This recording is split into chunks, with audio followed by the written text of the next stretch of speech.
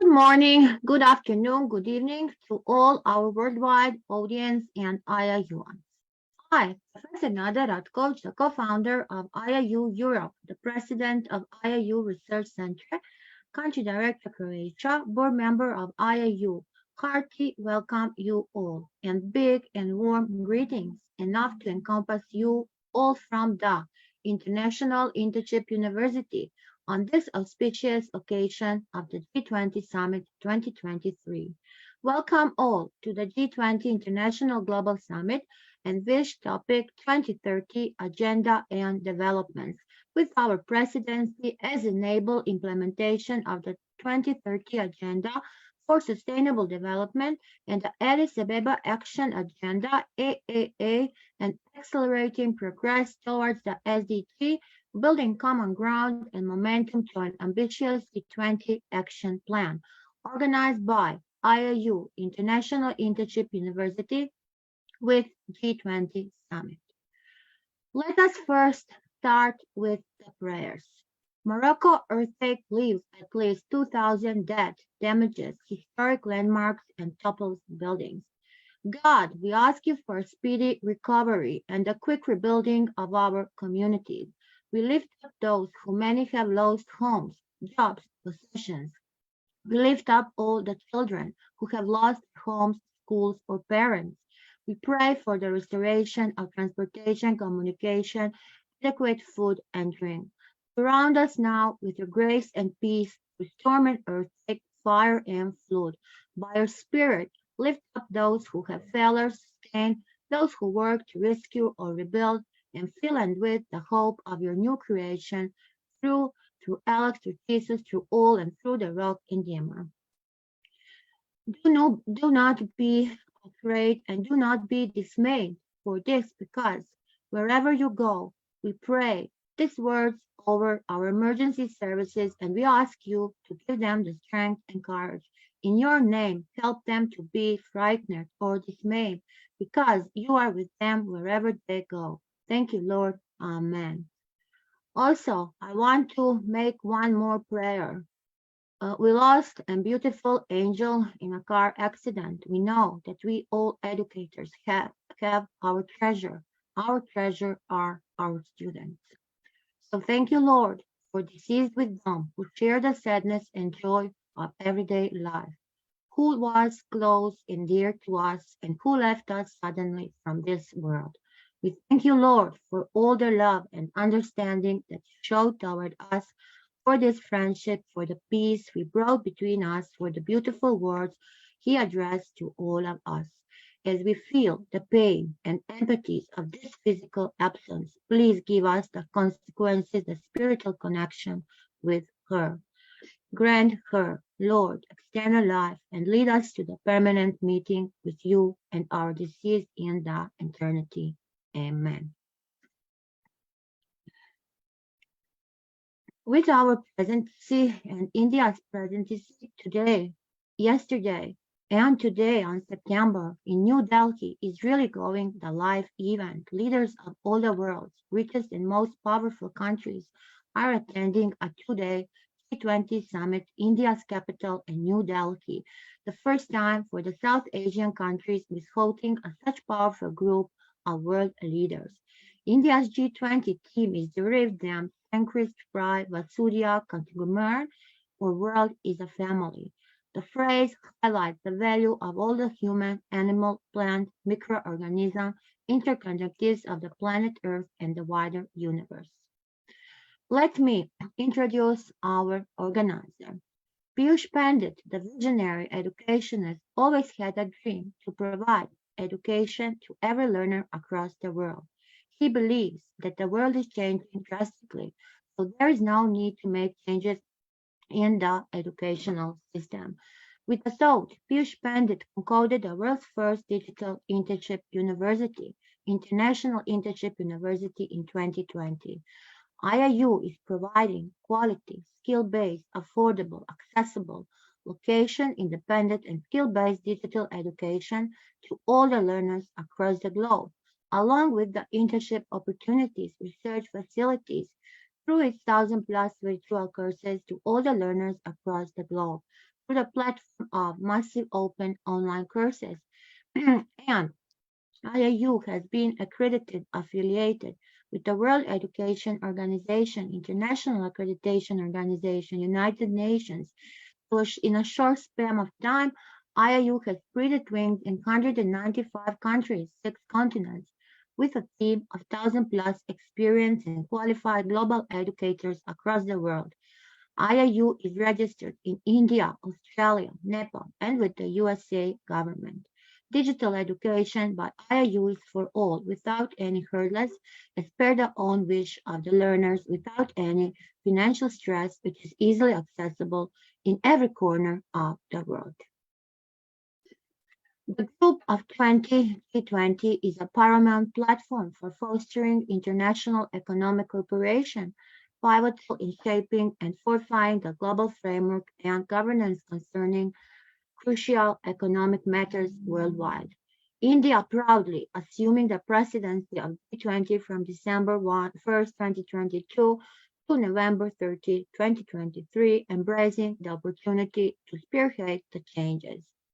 Guided by the resolute leadership of Dr. Srividya Sukumar from the United Arabian Emirates and with emerging support from the esteemed International Internship University core committee and team, we are prepared to unveil a transformation initiative.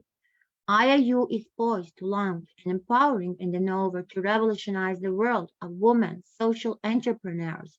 Additionally, we are seeking to convene the esteemed worldwide think tank to foster comprehensive discussion to audience equality for all and equal world education opportunities for all the individuals.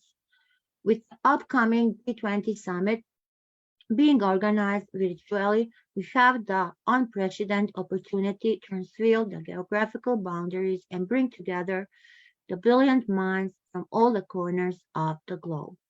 We can pave the way for a future where everyone can thrive through collaboration, innovation, and collective determination.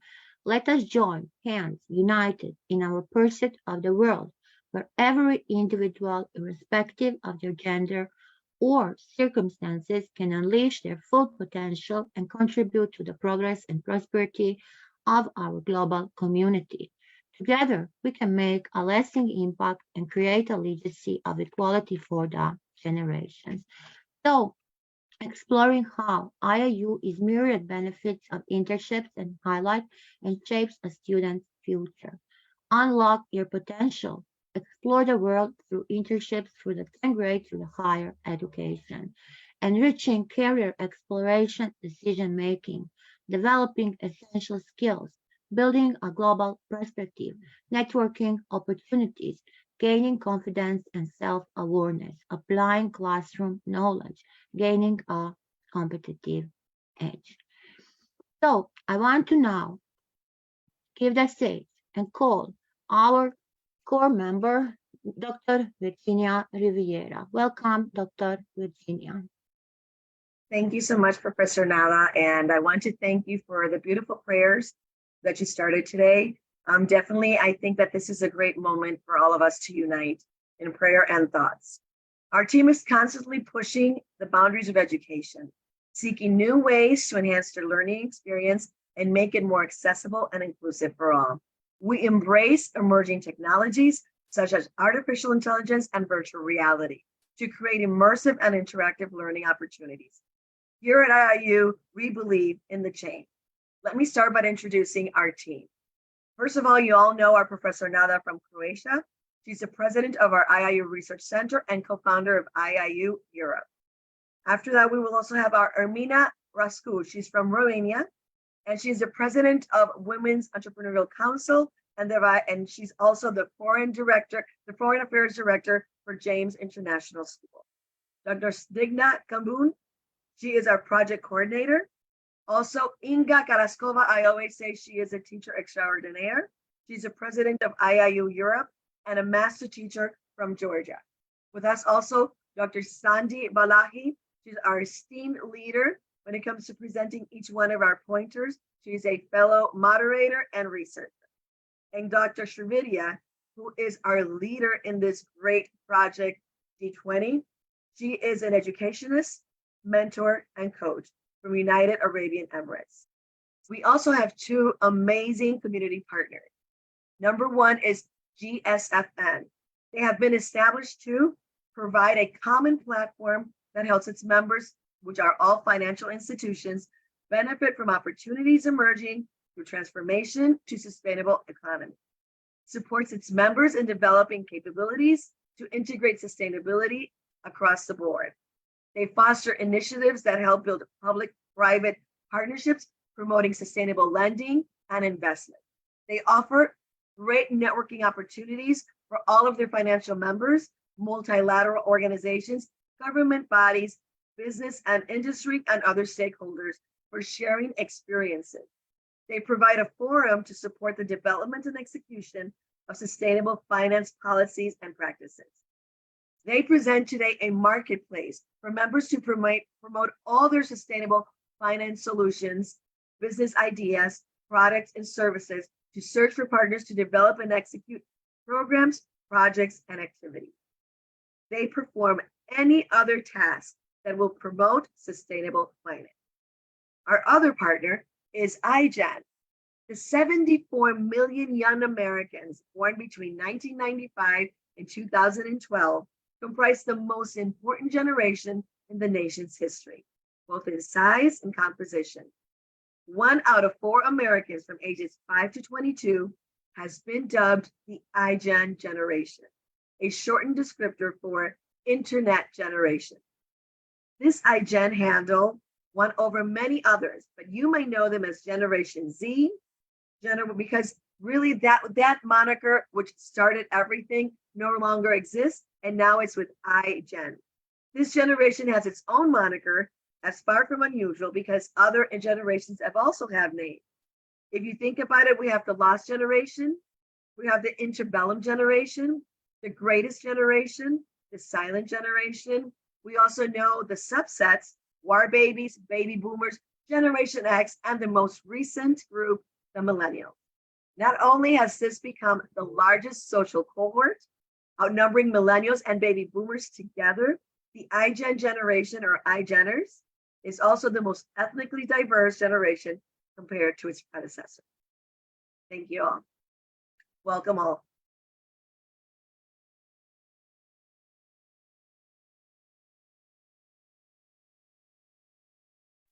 Thank you, Dr. Virginia. Now, let us call our great Dr.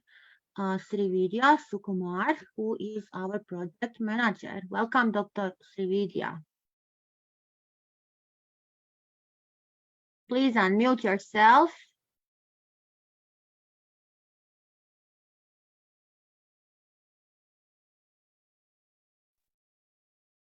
Thank you, Dr. Nada, and thank you, Dr. Virginia, for such a beautiful introduction and briefing on exactly what our objective is, basically. Well, as Dr. Nada has started the session with a prayer, I hope everybody will agree with me. Whenever we ask God, there's a beautiful prayer which I relate to, and I would like to dedicate this for everybody, and especially for those who deserve to have our mercy, our love, and our affection for today.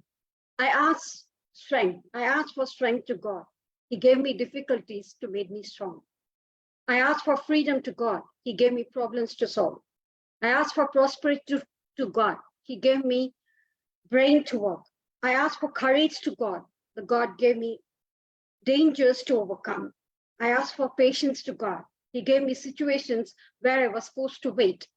When I asked for love to God, He gave me troubled people to help. When I asked for favors to God, God gave me opportunities. And I received nothing what I wanted, but I received everything what I needed. So definitely, I'm sure everybody will accept with me on this platform of IIU today that we have got everything that we have asked for to God, exactly. So moving ahead, dedicating this precious moment on which we have gathered here on IIU platform today to the G20 session that is happening in India today. Let's celebrate that beautiful, auspicious moment of India's presidency on the 9th and 10th of September 2023 at New Delhi, which is happening here, with due respects, with due dedication to our Indian government and also the respective governments from whichever country that you're representing from. We just dedicate this moment to the God and for the whole success of it. As everybody will accept with me, coming together is a beginning. Working together is a progress, is a process. And staying together is success. That's what it's all about. And we have stayed together for all these weeks to achieve our goal of registering our voices, registering our inferences, registering our insights on this beautiful platform of llU, which has been dedicated to us by our great patron, Mr. Piyush Pandit. So with due dedication and gratitude to Mr. Piyush Pandit, we are going to start the session today. First is dedication to God. Second is dedication to the government. Third is dedication to our patron who has enabled this opportunity for us. And hope everybody will agree with me and everybody will cherish this moment with me on this platform today to take it forward. To take it forward, forward means I mean forward, working in collaboration, working in partnership, such that we are able to achieve the real optimum and the rationale behind it. Thank you so much. On that note, we on llU's platform, llU G20 International, welcome all our leaders of the world's richest and most powerful countries who are attending this two-day G20 summit in India, India's capital, New Delhi. The first time it is happening in a South Asian country, which is hosting such a powerful group of world leaders. Imagine. Please be with me and enjoy this moment with me as I'm enjoying myself. So what is this G20's theme is all about? It's derived from the Sanskrit word Vasudhaiva Kutumbakam. And that's what this means is the whole family, the world is, whole family is one. We belong to different part of the globe. I belong to different cult. I follow different religion. Doesn't matter. We are all one. We're all brothers and sisters. We are all the children of God. And we are going to enjoy that feeling of being togetherness and united on this platform with one vision and one mission, that world is a family. That highlights that value of all life for human, animal, planet, and microorganisms that are with their interconnectedness on the planet Earth and the wider universe. On that note, dedicating it to our G20 presidency, moving ahead, like we will go ahead with the topic of today. So, adopted unanimously in 2015 by the UN member states, this 2030 Agenda for Sustainable Development, with its 17 Sustainable Developmental Goals, with 169 targets and 231 unique indicators, shapes the direction of the global and the national development of the policies and offers.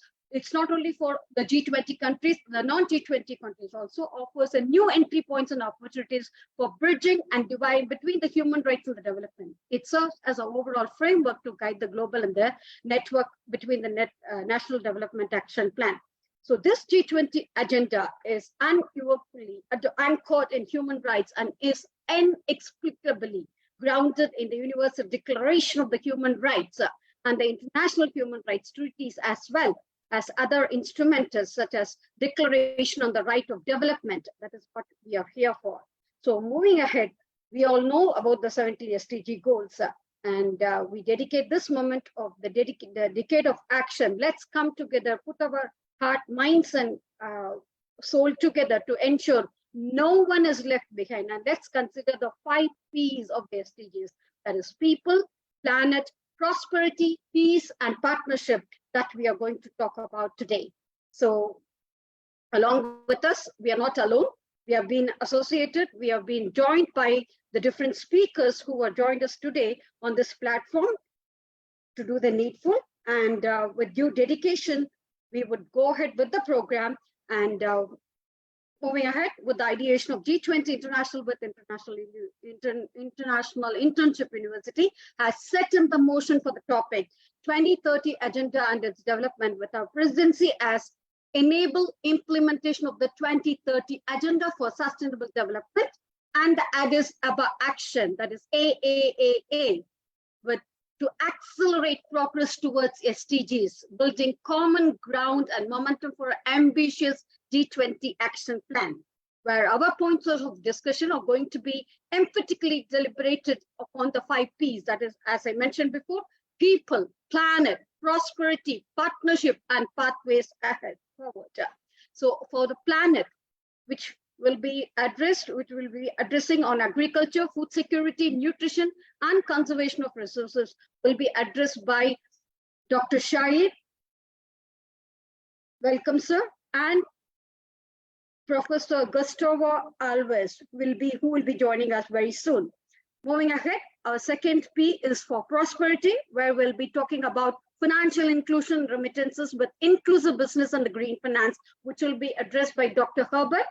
Thank you for joining us, sir. And Professor Dr. Jose Estes, who will be joining us very soon.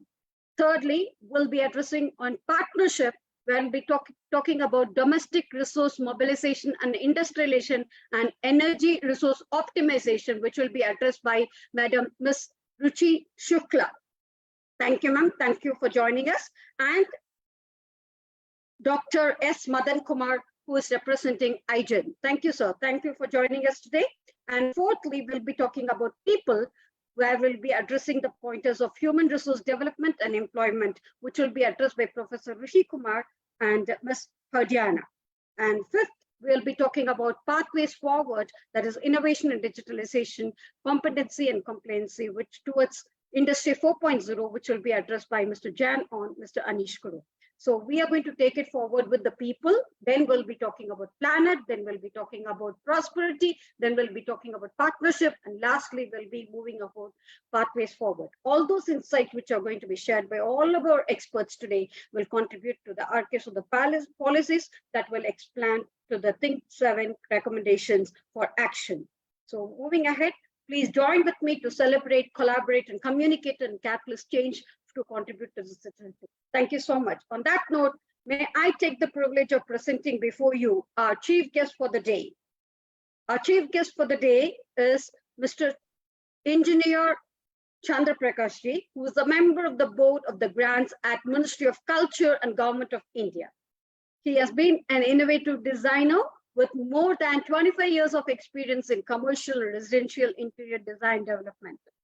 Developed a very strong sense of scale, business, balance, and color with appreciation of clean lines of the natural materials. So after graduating from the Government Engineering College from Jabalpur, he has gained extensive experience as a designer, and he has not only designed only the IT, but he has extended his designing abilities to the fabric of the Indian government, being associated with the grants of the Ministry of the Culture, Government of India. So with due respect to you, sir, we would like to present before our audience today, Mr. Chandra Prakash Ji.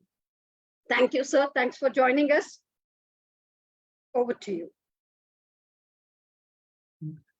Good evening, everybody.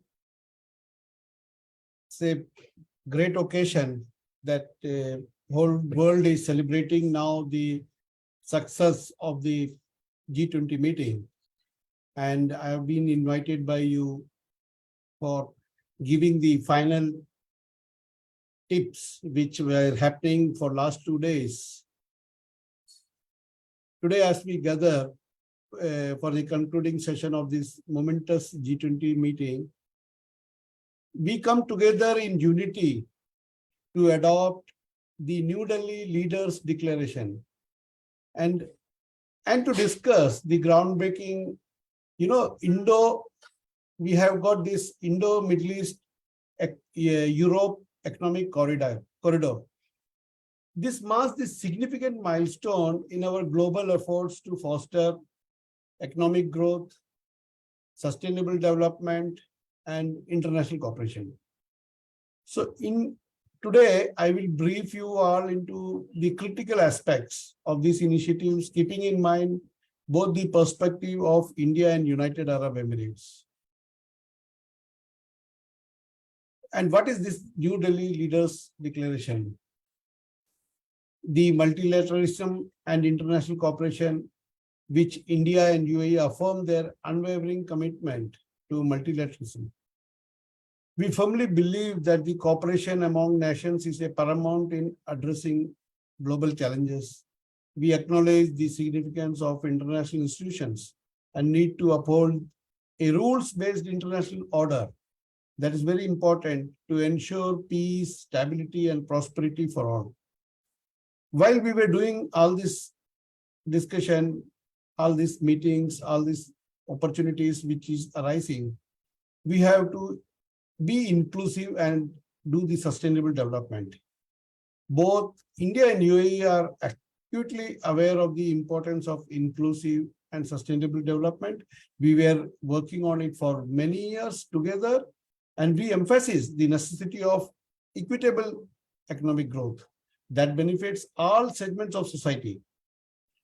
We have pledged to combat poverty, reduce inequality, and eliminate social disparities by implementing policies that prioritize education, healthcare, and social welfare. Third point, which is very critical, is climate action and environmental stewardship. Climate change is a looming global threat, and both India and UAE are committed to take proactive steps to mitigate its impact and transition towards greener economy. We have pledged on the Paris Agreement that we have committed in the Paris Agreement to reiterate our commitment to reducing greenhouse gas emissions, expanding renewable energy sources, and safeguarding our natural ecosystems. Fourth front, which is important, is trade and economic cooperation. India and UAE recognize the indispensable role of open, fair, and mutually beneficial trade in fostering global economic stability. We call for the removal of trade barriers and the facilitation of investment and strengthening of economic partnership between nations to create more prosperous world.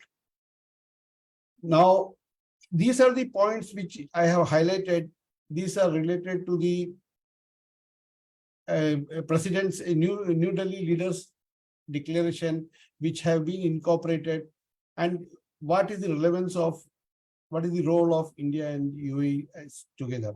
But apart from that, the most important thing which has happened now is the Indo-Middle East Europe economic corridor. Now, what is going to happen? It's the ambitious initiative that promises to enhance trade and connectivity across regions, benefiting nations along the route. Like the goods will be transported from India to UAE, from UAE it will go by road till Saudi, and from Saudi it will reach Israel, and from Israel it will reach Europe. So in that way, India and UAE are poised to play an active role in this transformative project, focusing on boosting connectivity, promoting infrastructure development, and deepening of economic integration. Economic corridor will serve as a catalyst to economic diversification in participating countries, reducing dependence on traditional sectors, and fostering innovation and technology for the industries. We recognize this as an urgency of building a resilient economies capable of withstanding global shocks and disruption. Now, how to align this with sustainable development goals? Economic corridor is aligned in such a seamless manner with the United Nations Sustainable Development Goals, and we have placed an emphasis on poverty eradication, quality education, clean energy, and robust economic growth. So, as a joint India and UAE, we have pledged together to collaborate closely to ensure that all development projects under the corridor are environmentally sustainable and socially responsible.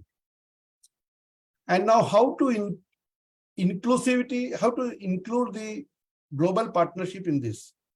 We have extended a warm invitation to all the G20 nations fellow and international partners to join in this joint venture in this transformative endeavor, forming a global network of countries committed to enhancing connectivity.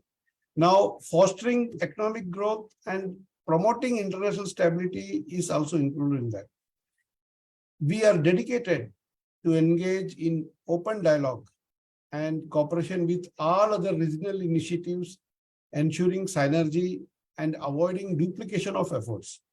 So in conclusion, as we adopt the New Delhi Leaders Declaration and embark on the journey of the Middle East European Economic Corridor, India and UAE stand united in their commitment to principles of inclusivity, sustainability, and international cooperation. And I am sure together with our G20 partners, we will tirelessly work to address the most pressing global challenges and endeavor to build a more prosperous and equitable future for all. In the end, I will say, may this movement serve as a testament for our collective determination to shape a brighter world for generations to come. Thank you. Thank you. Thank you, Chandra Prakash Ji. It is our greatest honor and privilege to have you here amidst us today. And thank you so much. Thank you. As you rightly mentioned, thanks for taking out. Actually, I have got some other engagement also. I will sure watch all the dialogues happening, all the discussion happening in the later YouTube channels. Thank you. Thank you so much. Thanks for that kind support. Thanks for your guidance. Thanks for everything, sir. Thank you so much. Thank you. Thank you. So as Chandra Prakash Ji was actually mentioning, yes, it's very true that SDGs seek to realize the human rights of all, as said in Preamble 2030 Agenda, and are universally applicable to all people in all countries, including both developed and developing countries.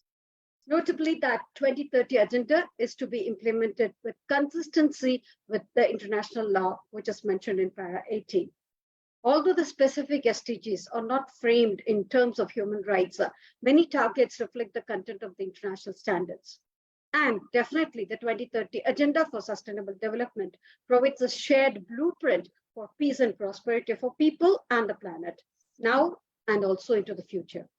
At its heart are the 17 developmental goals, sustainable developmental goals, which is an urgent call of action for all countries in the global partnership. As we enter into the new decade of action, let's come together to ensure that no one is left behind. And let's consider these 5 P's of SDGs: people, planet, prosperity, peace, and partnership move forward such that we are able to achieve our rational. On that note, we open the forum to all our eminent speakers who have joined us on this floor today. Over to Madam Nada. Thank you so much, ma'am. Thank you, sir.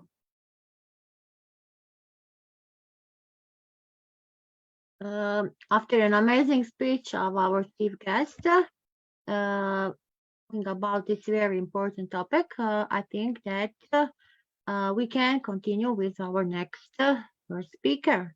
So, Dr. Sandy. Yeah. Greetings of the day, as every Indian is proudly celebrating this moment, or rather this last 2 days. I also have my callers up. We're going to begin discussing about people as a means to achieve sustainability. Let me begin with the words of our Honorable Prime Minister, who said, "Investing in our people is the surest path to prosperity, and human resources are the most valuable resources we have."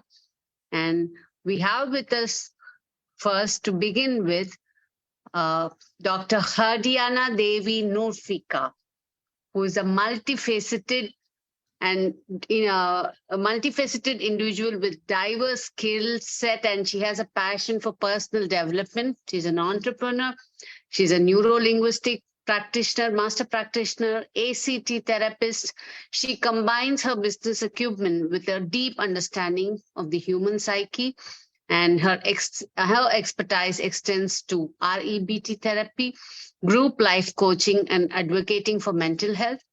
Hadiana is not only an international speaker, but also a certified meditation teacher, and she can harness the power of mindfulness. With certifications in entrepreneurship, sales, employee performance coaching, and workshop facilitation, she empowers individuals and teams to reach their full potential. Furthermore, Hadiana is a certified sound wave healing therapy practitioner, offering a holistic approach to well-being. So with so much to offer on her plate, and she's always been surrounded with people, let us hear her inputs on how people can lead to sustainability. Thank you so Dr. much. Hadiana, yeah, the stage is all yours. Thank you so much, Sandy ma'am, for the lovely introduction. Hello, good morning, afternoon, and evening to everyone. I'm Hadiana from Indonesia. First of all, I'd like to extend my gratitude to my dear friend, Professor Nada Ratkovic, for the invitation.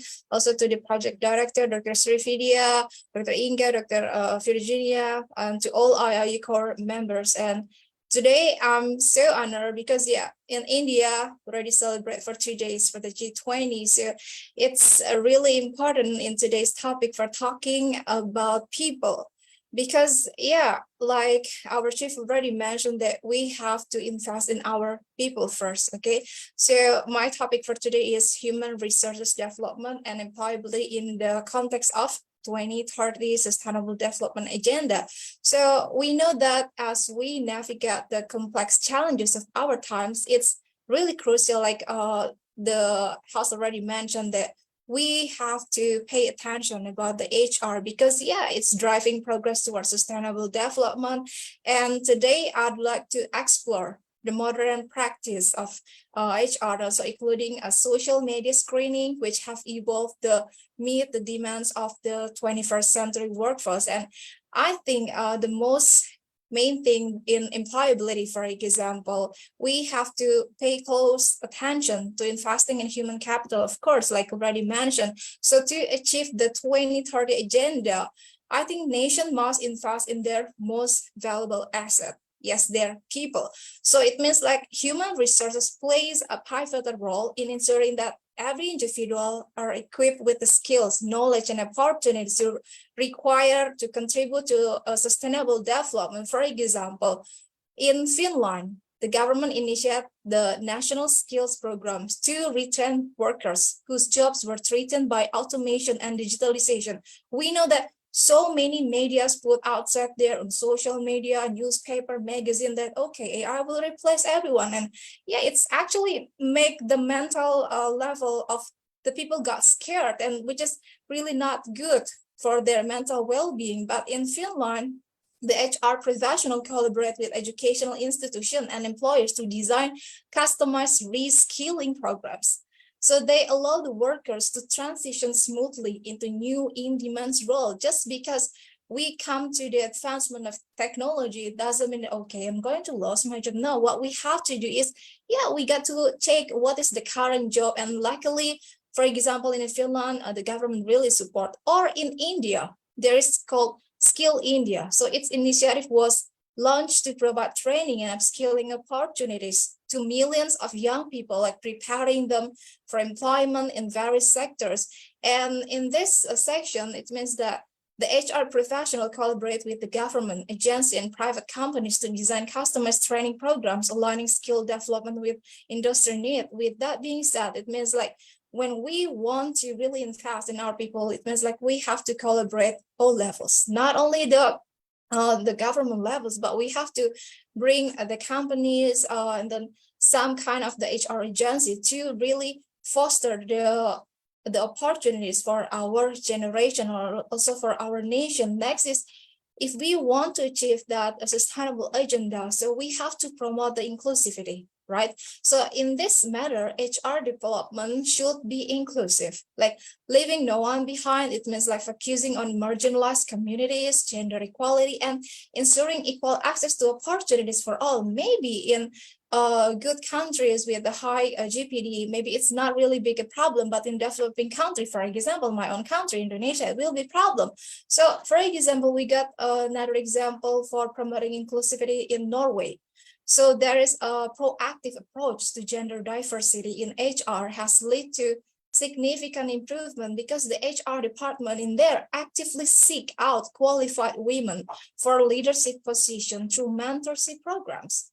So this means like, okay, we got certain skills to really meet if you want to be a leader, and they try to provide it. So with the mentorship program, they can really equip those women who got a potential to be a leader and to make a flexible working arrangement, also addressing unconscious biases in hiring processes. So we have to pay attention to this kind of the things, because yeah, if we want to really invest and if we want to put inclusivity, we have to be really conscious about our choice. Or maybe in the South African mining industry has much significant strides in promoting inclusivity by actively recruiting and training women in traditionally male-dominated sector, because we got so many doctrine like, okay, women cannot do this sector, you cannot do this. But actually, when we women got the training for those kind of sector, we also can do that. So HR policy were revised to ensure the equal pay for equal work, and mentorship program were introduced to support career growth for women in mining. So it means like we have to really invest in the training program for women if we want to tackle this gender equality problem. And the next thing is about adapting technological advancements. Like I have said, like government also have to pay attention, because maybe a business industry want to leverage in many level about the technology will really make a contribution in losing jobs or many things. So the fourth industrial revolution has brought about significant changes in the nature of work. So it means that the HR must adapt by nurturing digital literacy, fostering innovation, and promoting agility in the workforce. For example, I'm sure we all know here Silicon Valley in US, which is the tech companies. Silicon Valley frequently invest in ongoing training and development programs for their employees. So they recognize that the fast-paced nature of the industry requires a workforce that can quickly adapt to new technology and methodologies. Maybe the Silicon Valley employment already got the training 3 months ago or 1 month ago, but you know, even the ChatGPT, they have 3 version and a 4th version. So everything has changed, and it means that they have to get new training programs too, to develop new skills, so they not going to get left behind. So even for the businessman or businesswoman, we also have to be ready to invest in training or to train our employees. So we are going to make sure that everyone get the skills necessary rather than replacing them with the automation. Okay, so it shows that HR plays a vital role in identifying skill gaps and facilitating the necessary training. So if you are working in an HR department, so yeah, it's really important to identify this kind of the things nowadays, instead of asking putting the require so much for the certain position. We also have to analyze, okay, is that really make sense or not if you want to put all this kind of requirement in one position. And for example, in the automotive industry, they over a compelling case study in the HR adaptation. So as electric and autonomous vehicle become mainstream, the HR department in traditional automakers are collaborating with tech companies. So they investing in retraining and hiring data scientists and software engineers to remain competitive. So if the automotive industry wants to get involved in the 2030 agenda, of course, they have to maintain the sustainability, but they're also not going to get left behind to the tech industry too. And next, I think environmental sustainability. So we know that sustainable development is not solely a social and economic endeavor. It also encompasses environmental stewardship. So with that being said, I think HR can support sustainability by fostering a culture of environmental responsibility within organization. They can achieve that by promoting eco-friendly practices and recruiting talent that share these values. For example, at Google, we know that it's a tech giant. So that exemplifies the integration of environmental sustainability into HR practice. So they incentivize employees to adopt eco-friendly behavior, such as biking to work or reducing waste. So HR also collaborate with sustainability team to ensure environmental goals are integrated to company strategic plan. This sounds like easy for the company, but how about the startup? How about the company who just want to start, but they don't got enough fund or they don't got enough capital to really develop this sustainably in the company? Then don't worry, if you cannot really give incentive or something like that, I think you can really educate your employee to do small things, because small thing matters. We don't have to start with something big and then give the incentive for employee. We can simply put a poster, for example, on the wall and remind them.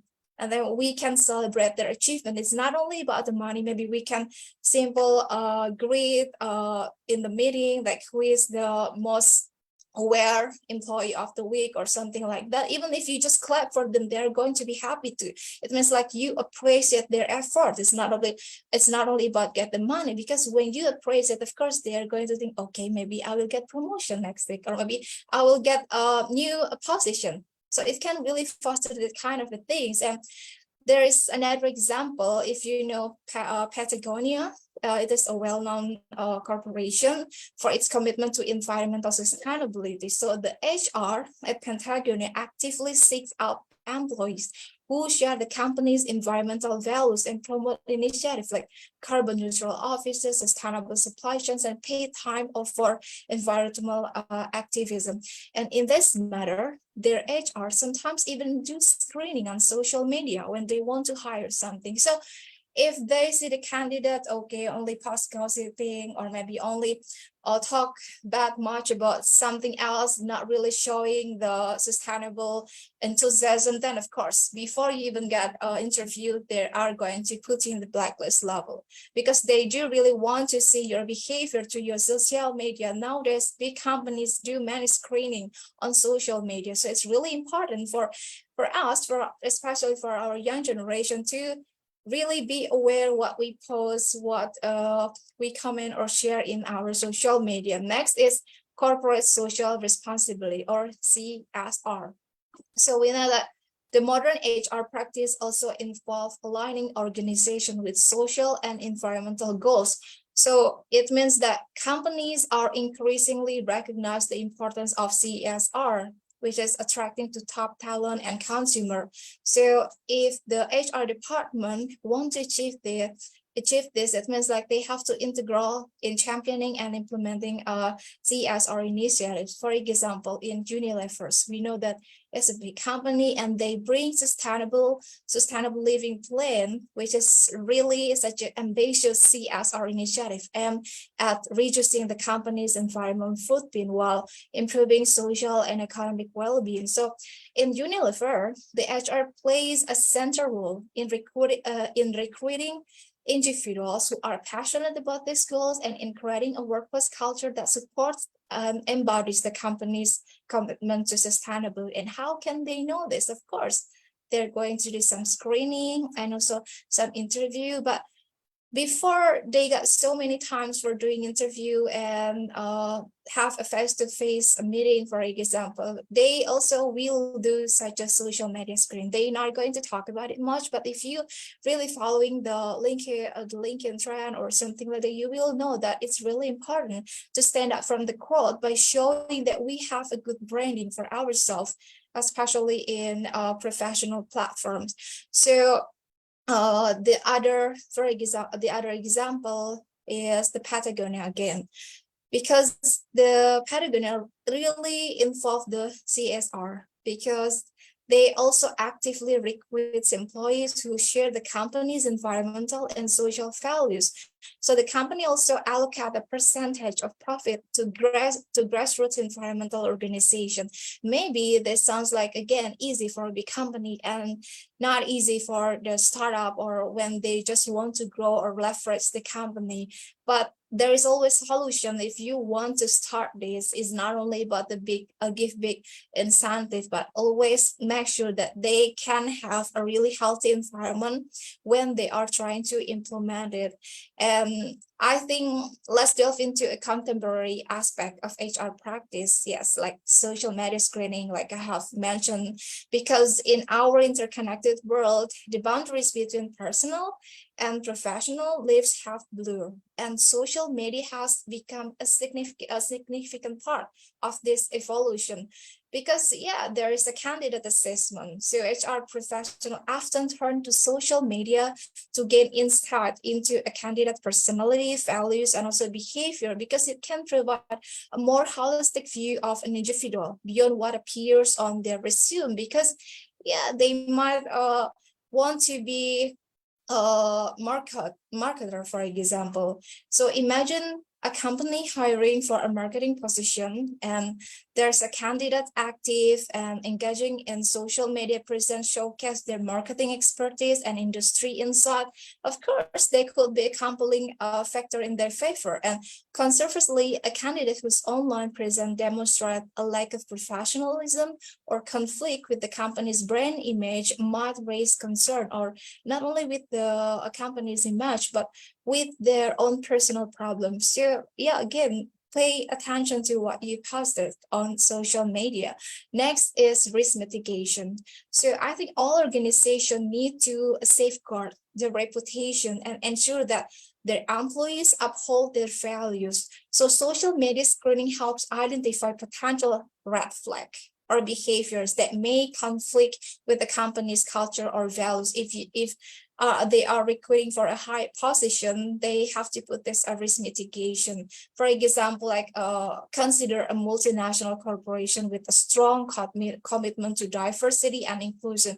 If a candidate's social media history contain discriminatory or prejudiced content, then this may pose a significant risk to the company's reputation and its ability to maintain an inclusive work environment. Of course, they're going to be on the blacklist level, even though they got so many good thing on their resume. Maybe they got 100 of job experiences or even certification. But if that kind of the things is not really resonant with the value from the company, then they are not going to get that change. And next is we also have to pay attention to the legal and ethical consideration. So one more minute, Diana, one more minute. So okay.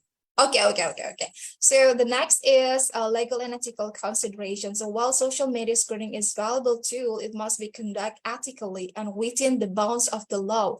So HR professional must be cautious about the privacy too, because if it's not, then maybe you are going to get called like a stalker. And if we talk about employability, let's talk about our Gen Z, as they are our future generation, right? So I think the Gen Z can really stand out for the crowd in this industry with the digital fluency. And one of the defining traits of Gen Z is their unparalleled digital fluency. So having grown up in the era of smartphones, social media, and instant access to information, I think Gen Z individuals often possess excellent tech skills. And this proficiency can set them apart in the hiring process, as many industries increasingly require digital competency. And then I think Gen Z candidates can really emphasize their digital skills by showcasing relevant certification, project, or personal website that demonstrate their technical abilities. And additionally, they can offer fresh perspective on utilizing technology for business growth and also problem solving during interviews. And I think one more, I think the Gen Z nowadays also have to show the adaptability and resilience, because yeah, Gen Z has experienced significant disruption throughout their lives, from economic downturns to global health crisis, and it brings result that they tend to be highly adaptable and resilient. So employers value this trait, especially in today's rapidly changing work environment. I think my time is already running out. Am I right? Or do I have another minute? I think if you can succinctly shut it down and like, if you want to summarize, because we're done. Yeah, okay. I still got time for summarize. So, to conclude, I think a Gen Z individual bring a unique set of qualities and experience to the job market with their digital fluency, adaptability, entrepreneurial spirit, social consciousness, communication skill, commitment to lifelong learning, and strong digital presence can really make them standout candidates. So by emphasizing this trait and aligning with employees who share their values, I think Gen Z can really navigate the hiring process with confidence and contribute positively to the ever-changing world of work. So I think that's it. Thank you so much for your attention. I'm giving back to the host. Thank you so much, Diana. As usual, your collaboration and your contribution is always so succinct, and you bring us so much information that we can actually use. So thank you again. And definitely knowing that we need to invest in our people. Our people are human capital, and they're the most important investment a corporation can do, but also a country can do. So you were so great at really explaining how really investing and updating our workers, our people, making sure that those reskilling programs are up to date, that all those generations that are working together, how to really use them to the best of our advantage, and knowing that Generation Z, or what we call iGeners, are really embraced, because we still have baby boomers, Generation X, and millennials working, and now we're bringing in a new generation, and we definitely have to work with them and really see how it all can transport. So thank you so much for all your contribution today. Thank you so much.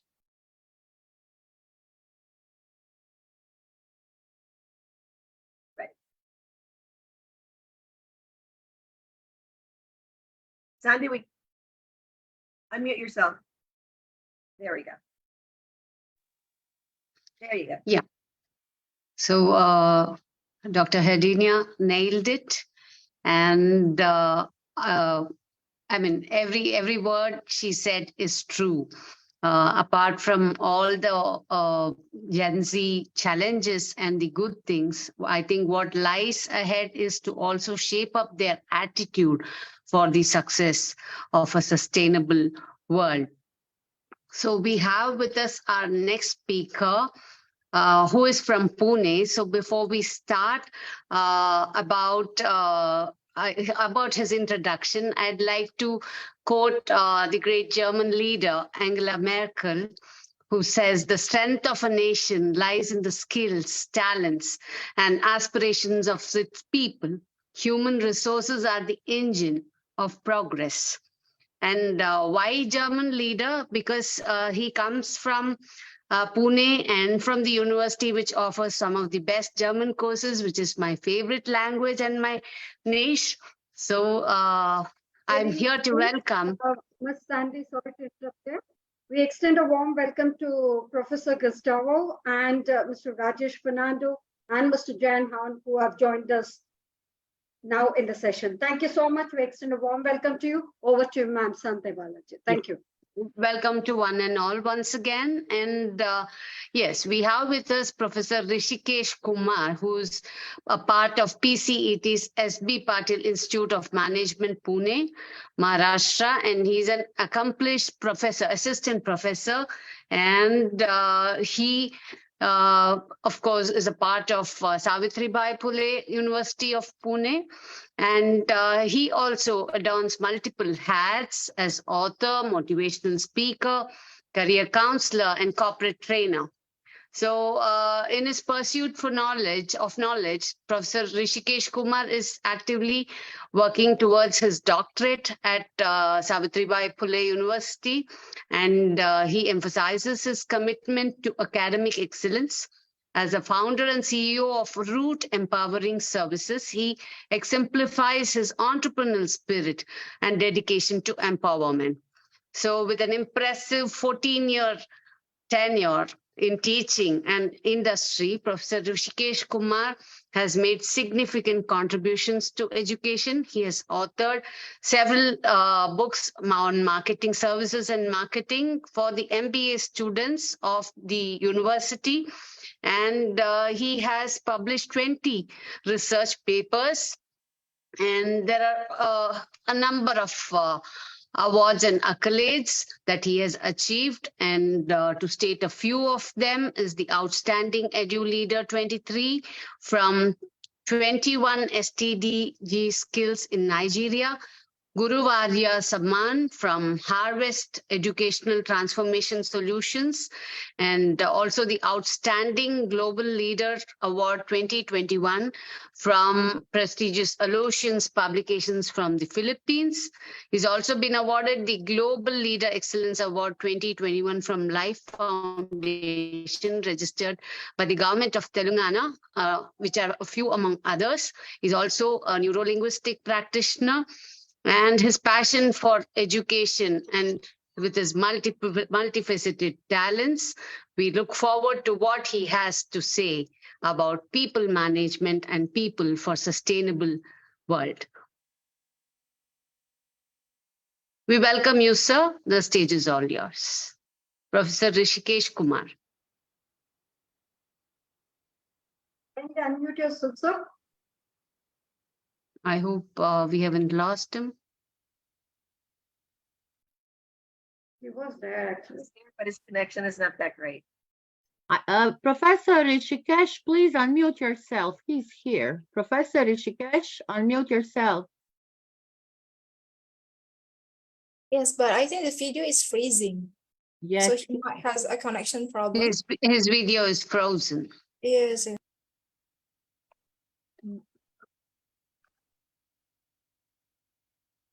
So let us move to our next speaker. So we will come back to him. Yes. So moving ahead, like We as want to plan it. was mentioning about the human resource development. Professor and Rishikesh, employment, do you hear G20 us? Sorry, Yes, unmute. He's here. Unmute yourself. Okay. Welcome. Thank you, sorry, Professor. Continue. Thank you. some technical issues. Sorry for that. Thank you so much, ma'am, for introduction. So, first of all, my heartfelt gratitude to my dear friend Dr. Nada for inviting me for such a beautiful platform to share something what I know basically. I'm not experienced, but as a faculty of management, I have some different approach altogether, ma'am, right? So I can see my all beautiful friend like Inga ma'am, right? Hadiana ma'am. Really, I was listening them, and now I'm in the habit of listening them. Reason being, I love to interact. I love to learn something from them, right? So thank you so much. Good morning, good evening, good afternoon from India. We all are celebrating G20, right? So now, what is the purpose of G20? That is ultimate aim of doing something. So now, my topic is human resource management and employability skills. My dear friends, before starting something, I want to give you some information how human resource development started. The term coined by Leonard Nadler in 1969 in US Summit, right? Or US conference, we can say, right? The ultimate purpose of any organization to make a maximum profit, but at the same time, they want honest, dedicated, intelligent, smart employee for that organization, right? That's true. Now, how to develop that personality? What is the ultimate aim of human resource management or human resource development? So without human, we cannot run any organization. That is sure, right? So if I want to develop my own organization, so I want some vision, I want some mission for my own organization. So without manpower, without human capital, so basically as a faculty of management, we all are asset for any organization. So if you are doing well, or if I'm doing well for my own organization will appreciate me, right? They will earn maximum profit. They may share with the public. So now how we can develop that personality? So first we should know what is a human resource management or human resource development. So what is the purpose of human resource development? I think if you see 1940s, 50s, 1960s, 1780s, or after 1991, we talk about globalization. Reason being, we have invited foreign company to India to grow, right? So now As an Indian citizen, as an Indian government, so what is the main purpose?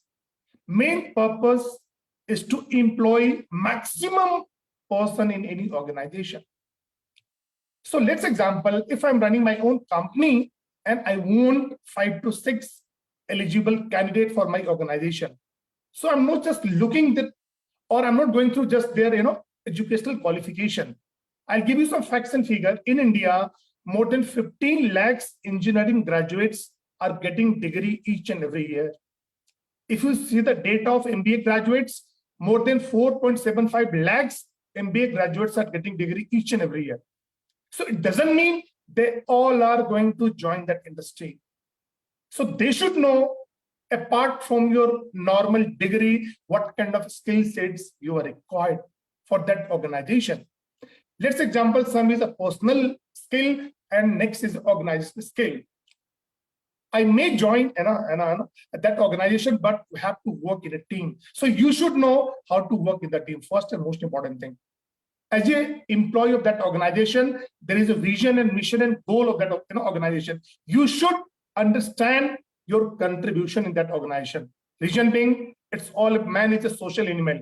If I want to do something, if I want to contribute something for the welfare of society or organization, it is my responsibility to do it. It doesn't mean the company is giving me salary, so just I should enjoy. We can see all top-notch company in the world. They are people-centric.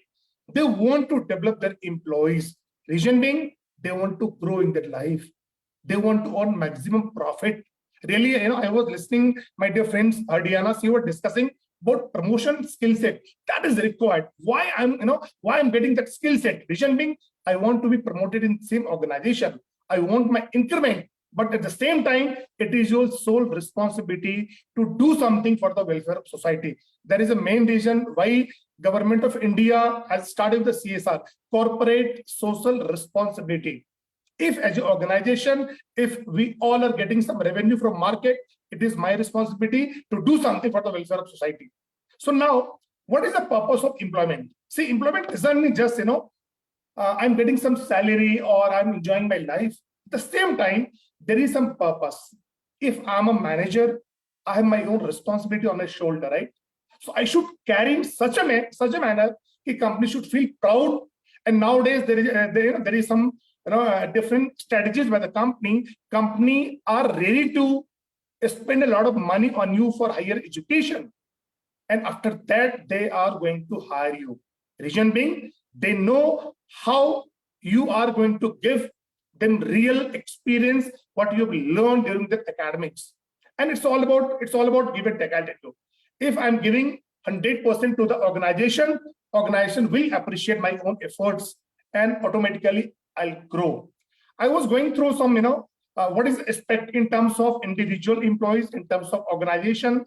So how human resource development includes like opportunity for the training, mentoring, career development, or maybe succession plan or coaching, all these are required.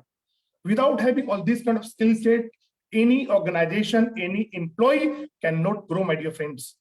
Now, if you see the goals of HRD, human resource development, first is the capabilities of each employee as an individual. It means as a person, company have already identified what is my quality. So companies are going to assign me that particular work. Reason being, they know I can do excel in that field. Second is the capabilities of each individual in relation to his or her present role. So what is my role? What is my responsibility in that organization? And third is the capabilities of each employee in relation to his or her expected future roles. It doesn't mean today, if I've joined as a manager, doesn't mean after 10 years, I'm the same position. So if I want to grow in my organization, no doubt I should develop my own personality. I should develop my own communication. I should develop my problem solving attitude. I should develop my leadership quality. Without developing all these qualities, I cannot grow in my own organization. First. Second point, if I want to expose myself, or if I want to, let's say example, I want to develop my own personality, a lot of companies that they are going to give you a lot of opportunities. Reason being, they understand your value, my dear friends. So now, if we'll talk about the employability skill, what does it mean? I was sharing what data of MBA graduates and engineering graduates in India, approximately 15 lakhs. Out of 15 lakhs, hardly 3 lakhs engineering graduates are getting degree, getting their job. Reason being, they are having that kind of skill set, not on the basis of the theory. So if they are going for interview, what you have studied in your graduation or engineering, apart from that, you should be having some quality, what industries are looking for. Maybe in terms of communication skill, it may be verbal, communication, listening, learning skill, self-management, technological skill, emotional skill, teamwork, all these skill sets are required. Reason being, nowadays, it's all about ecosystem. If any company want to grow in a group, in a worldwide, so that company should understand what is my purpose of existence.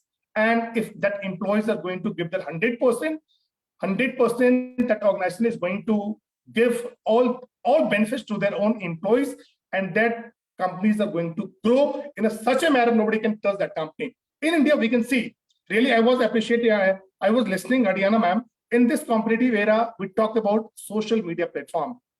The way all social media platform is growing, or all e-commerce business is growing, reason being, we all can purchase, we all can sell any product on the global platform, or maybe e-commerce platform. So now, if there should be some authenticity first, now there should be some trust factor is important. If I'm selling something, so what is my purpose? So if your employees are honest, if they're having that integrity, they know how to build up that good rapport with their own client, that organization can lead the market. I can give example, like in India, we have big company like Ratan Tata Group company, right? Ambani family is there, Mahindra family is there, Bajaj family is there, a lot of companies. In the worldwide, Amazon is #1 in terms of e-commerce, my dear friends. So why all these companies are getting maximum business? Reason being, they are delivering same product what they have committed to the market. So their employees are playing big role for that growth. And if that employees are going to get the good skill set, they are going to get that value, or they are going to appreciate, they are going to get good motivation for great work. So that was my small input from my side. Again, I do believe in Vasudhaiv Kutumbakam, region being, we are celebrating G20 today, and today really I appreciate Nada ma'am for giving me an opportunity. Thank you so much. Over to you. Thank you, Dr. Rishikesh. What a mind-blowing it was, really. You have represented the whole country, taking it in your stride. Brilliant. It was really, really awesome. Yes, thank you so much. And well, our great speakers who have represented the people, that is human resource development and employment today on this platform, have put in the G2030 agenda with a strong emphasis on promoting more decent and quality jobs through an integrated approach and comprehensive policies to achieve the full and productive employment and decent work for all the SDG 8. That is human resource development through education, quality apprenticeship, and training to enhance the local skills, that is vocational skill development and lifelong learning, both in G20 and non-G20 countries, to remain a high priority of SDG 4, that is no compromise on education, that is quality education, which is going to serve as lifelong empowering opportunities for all. Thus, G20 has been working on human resource development both at home and abroad to substantially increase the number of youth and adults who have relevant technical and vocational skills for employment. It is adopted with a multi-year framework for policy coherence and coordination of human resource development between the G20 countries and the employment working groups. It has also adopted the framework of promoting quality jobs, skill strategies, training strategies, and policy principles, and for promoting better youth employment and outcomes. That is going to be summarized as G20 efforts to reduce share of young people who are almost at risk of being permanently left behind in the labor market by 15%. That's by 2025. That's the target that we need to achieve for, and reducing the gender gap which will compromise that, and the labor force participation by 25% by 2025 in the countries, taking into the account of the national circumstances and critical contribution to the 2030 agenda of SDG 4, 5, and 8. So G20 has committed to sharing the goal practices to address the opportunities and challenges from the labor markets posed by the international labor mobility and the aging of the populations, as the G20 is seeking to ensure the growth of sustainable, inclusive, and job-rich. It supports a comprehensive, coordinated approach which places an employment promotion as a priority in the national economic and social development strategies, and commits to enhancing the coherence between the economic, labor, employment, and social policies. Thank you so much, both the brilliant people here who have represented people on this platform towards G20 30 agenda of human resource development and employment. Thank you. Thank you so much. Moving ahead, over to Madam Sandhya Balaji to welcome the next speakers on board. Thank you. Thank you, Dr. Vidya. You've given a beautiful summary of what Dr. Rishikesh had spoken. And I just like to add just one more line, probably in layman's words, for all those youth who are watching this live. Investing time and investing in knowledge and upgrading yourself and upskilling yourself is the only key to be employable. And yes, as Dr. Hardiana also said, social media should be used with caution. Not every post is required, and we have to exercise discretion. And yes, as we thank you for the inputs. As we move on, I would like to ask all of you here a question. Do we all love ourselves? Yes, of course. Yes, we all love ourselves. So is there another Dr. Srividya? Is there another Dr. Nada? Is there another Dr. Virginia? There ain't. Only you are you, and so is our planet. There is only one Earth. And yes, we have to definitely conserve that, considering in whatever situation that we have got it into. And we move on to our point of planet, where we talk about agriculture, food security and nutrition, and the conservation of resources.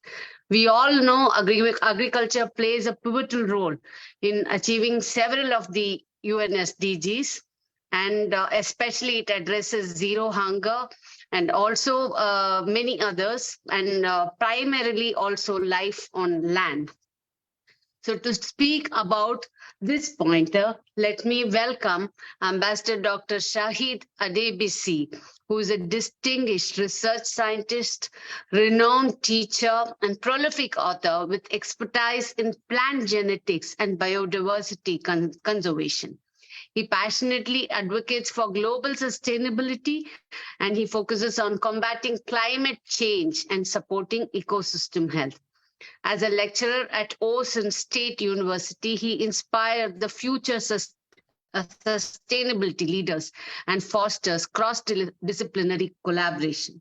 So Dr. Adebisi also holds the esteemed role of a global ambassador for sustainability promotion and research with SPSC United Kingdom, and is a research global chair with GSFN UK, which is one of our community partners. He previously served as a country manager for UNSDSN and is a visionary founder of the Scholar Media, where he promotes green medicine, sustainability lifestyle, and sustainable solutions through research, networking, and authorship. So welcome, Ambassador Dr. Shahid Adebisi. Thank you so much for the beautiful introduction and for the kind words. And also, I would like to thank the IU for this wonderful platform. I think I am beginning to love it since I joined, because all the topics have been so wonderful. Also, I would like to also thank Dr. Shukmar for inviting me to the very platform, and also our beautiful and wonderful coordinator and head, Dr. Nada, for the wonderful job, and every team of RIU, and also great scholars and headers that are here. I greet all of you. It is a nice time here today because I am happy to share that African Union has become a permanent member of the G20. That's a good news. That's a good news. And it speaks a lot of volume to the oneness of the people and also the oneness of the environment, the planet we shared, and also the prosperity we are all actually campaigning for. And for the topic that I have been given, I am a storyteller because I believe that by telling a story of science, we can easily connect with the people and remind ourselves of the history of what has happened in the past so that we can understand what is actually going on, so that we can think to actually foster a common goal that is visionary, that is sustainable to that very future that we are all yearning to see. So I would like to share my slide so that I can take us through that presentation.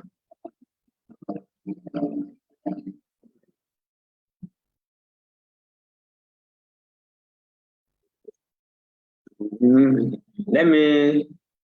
No, now we see your Zoom. Yes, yes. Let me reconnect because. Okay, let me share the slide directly. Okay, so this is my slide here that I have prepared for this very presentation. Can you try to put a full screen if you can? Yes, that is. Let me look at. If you let me look at that. If not, you can. Yes, I think I can. Yes, I have. Yes, Great. I have it now. I have it now. Wonderful. So thank you so much. So I want to speak to this very slide to actually talk about agriculture, nutrition, and conservation of resources. And one thing I like us to briefly know is that this is how the world was when we started counting the dates. After billions of years that the planet has actually existed, we can see how nature and people started. Very scanty people, and also people are beginning to discover what the planet is all about. And yes, the Neolithic era actually was around 1,000 to 4,500 BC ago, and the activities of agriculture that were primitive then was gathering and hunting several billions of years before we now started the actual agriculture, which is domestication. Then the settlement actually started emerging, and we have around 5 to 10 million people on the whole planet then. And the major regions of the world that were captured in the history was Asia, Americas, Africa, Persia, Mediterranean. Then we go to the next phase of the history on agriculture. We have the Bronze Era, when we have about 3,000 or 1,200 BC. The practice then advanced to the level of plowing, irrigation, because you see, it is the necessity of time when the people started growing that initiated the inspiration to gather some knowledge and begin certain practices. It is a necessity. And plowing was the necessity then, how to till, how to make water available for the crop to grow. Then the world started the civilization, the whole civilization, where they started using the tools and implements to actually cultivate. Then the people then was around 5 million population. And we have the ancient Egyptians, Greek, Indians, Chinese, and Mesopotamians during that very era captured. Then the history went along. Well, I try to summarize it into this very table where we have the classical, where we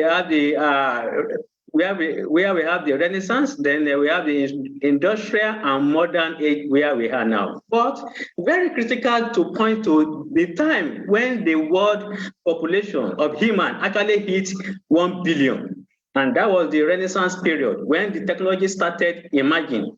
the tools started advancing, and we have the Europe and the Americans that are dominating the space of this very development and some other regions of the world. Then the industrial, we have the 17th century, we have to up to 19th century, we have mechanization actually started, agrochemicals started, the use of agrochemicals started, and we have the Europe and North American that actually are playing the major role in this very advancement. And then we have the world population hitting 1.6 billion.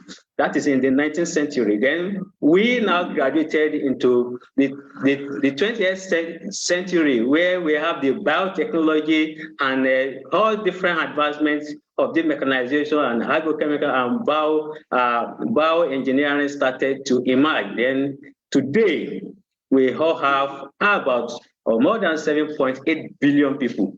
There is a sense here. The sense that I want to draw the attention of agriculture to in this very discussion is that the necessity to take care of people of about 200 million under the classical age compared to the modern age where we have the 7.8 billion. And we are occupying the same planet where the world started emerging. So it poses a question, and it is a pointer to certain things that has happened that we are all actually complaining about today. So now, advancing on this very topic, I try to look at the evolution of agriculture. We are all talking about agriculture, but there is need to actually recall, to actually go back to the memory lane to talk about how we have emerged to the space we are today. Crop production was the initial aspect of the very agriculture, and that was the Neolithic era, followed by the animal husbandry, how to rear animal at the Neolithic era as well. Then we have the horticulture that came around 1400 and 1700. Then we have agronomy, where the actual agriculture of the management of the crop production and animal husbandry actually started. That was around 1900. Then we have the early 2000s, where we are advancing on how to educate people on how to practice this very agriculture in a way to maximize the output. Then we have in the late 2000s that we have the biotechnology coming up or springing up from the United States and spread to other regions of the world. Then, over this very history, we have the awareness that is driving the advancement, and that is the climate and weather. Right from the beginning was the awareness of climate and weather has been part of the agriculture from the Neolithic era, because irrigation is playing a part. To talk about that, the resources are actually not sufficient to actually drive this very all year round season growing of a plant or of a crops. Then irrigation started. The weather actually is a pointer to certain needs of the plant to actually get the food, and also a pointer to the production of animals to actually get the food. Then we have the soil fertility, when they started talking about practicing or activities of tilling, the tilling of the lands, then plowing of the land, then rotation, crop rotation, land borrowing, and the rest, then fertilization. This is pointing to the awareness that actually from the beginning, human being has recognized the important resources that soil is going to play in agriculture. Then we have the labor and time. That is, how many times is it going to take a crop to actually mature, to harvest, to become something useful? Then we need more productivity. Then we need more hands to actually engage to get this thing done to feed the population that is already growing. And that is when the labor came in. And that actually develop another sense of humanity that has that is not within this very discussion, but that is what the colonization is actually all about, because the farmers that were in existence then needed hands to actually work to get more production. Then we have the tools and machine and technology and innovation. Then there is need for demand. The demand in terms of preference for quality, preference for quantity, and the type. Then we have taste and some other quality. Then the idea of breeding came in. where we have the breeding, where we have the then advanced today to biotechnology, genetics, and the rest like that.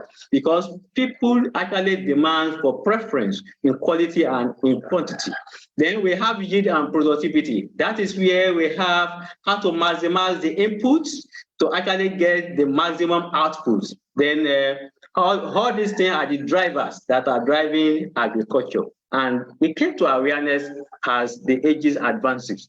And we have the mid-century, the mid-20th century, where we have the Green Revolution. This is the actual time when we have the full fledged of agriculture blooming, the discovery of how to actually maximize the output from the input and how to actually control the environment to get maximum from the very agriculture. And that is where we have the peak of it, the modern agricultural era from the 1940s. We have the revolution that has taught the techniques, how the seed are produced, and we have the forefront of these very crops that are wheat, rice, maize, legumes, vegetables. Then the idea of soil fertilization came in, then irrigation system advanced, then we have the tractor machine and the rest of that. Then the other idea that actually came into sense then was the technology innovation and transfer. We have the transfer of it through agricultural extension, agricultural education. Then we have the aspect of crop yield improvement and productivity. Then we have government realizing that there is need to feed the growing population. The world need to come together under one term of how can we produce food. Then we have the government cooperation. We have the support with the funding, the research, then investment. That is where we have the full bloom of the agricultural practices. Then after that, we realize that this very era of modern agriculture has actually offered us so many opportunities, which are times that we have, the human now have the power to nourish the world, feed a growing population, and brought us abundance in terms of immense productivity and production. But what? But at a cost. We will get back to that very cost in the course of this very presentation. These are the beauties of what the modern agricultural era has brought to us. We have the foods, varieties of them. We have dairy, we have protein products, we have raw snacks, we have beverages, we have fortified food, we have supplements. We have numerous of them. This picture is just give us the idea of how it looks like when something is coming up out of the blooming era. Then we have also from these different products from the agriculture, we make different dietary recipes and the rest like that. We eat to our delightness, enrichment, preference, convenience, therapy, booster, recovery, repair, maintenance. And these are the things that we are all enjoying today from the bloom of agriculture. Then after that, we started realizing something, the cost and impacts. The mechanization we have all been enjoying, the fertilization we have all been enjoying, the irrigation we have all been enjoying, the industrialization, the economic blooming of it have left us with a footprint in terms of social, environmental, and health implications, and also what we are actually gaining as food security because of this very reverse case of the implications. It is bringing us into the part of food insecurity again. Then what are the resources that are actually affected because of this very impact and the reverse order of the references? We have the air. The air started to diminish. The water resources started to diminish in value and in quality. The soil in quality, the biodiversity, in their diversity, in their beauty, in their existence, we started experiencing the cost of what the agricultural bloom has brought. Some of plant, animal, microbes, and human, and all associated with the planet. Yes, it's all associated with the environment where we share. That is the planet. And what are the other impacts that we are all feeling? Population growth, yes.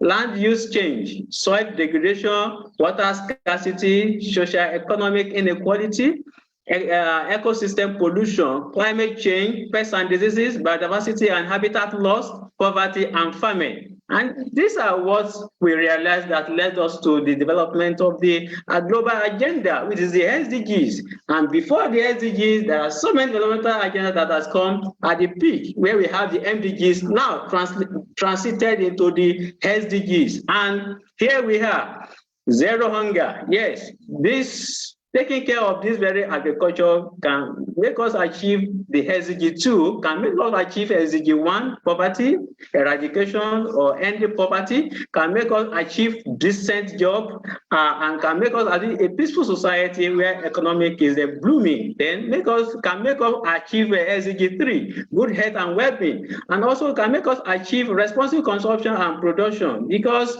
consciousness has started to build up. Because of the wastefulness, because of how we have developed and advanced without taking care of what are the other excesses that can cause certain costs and that can also cause us certain impacts.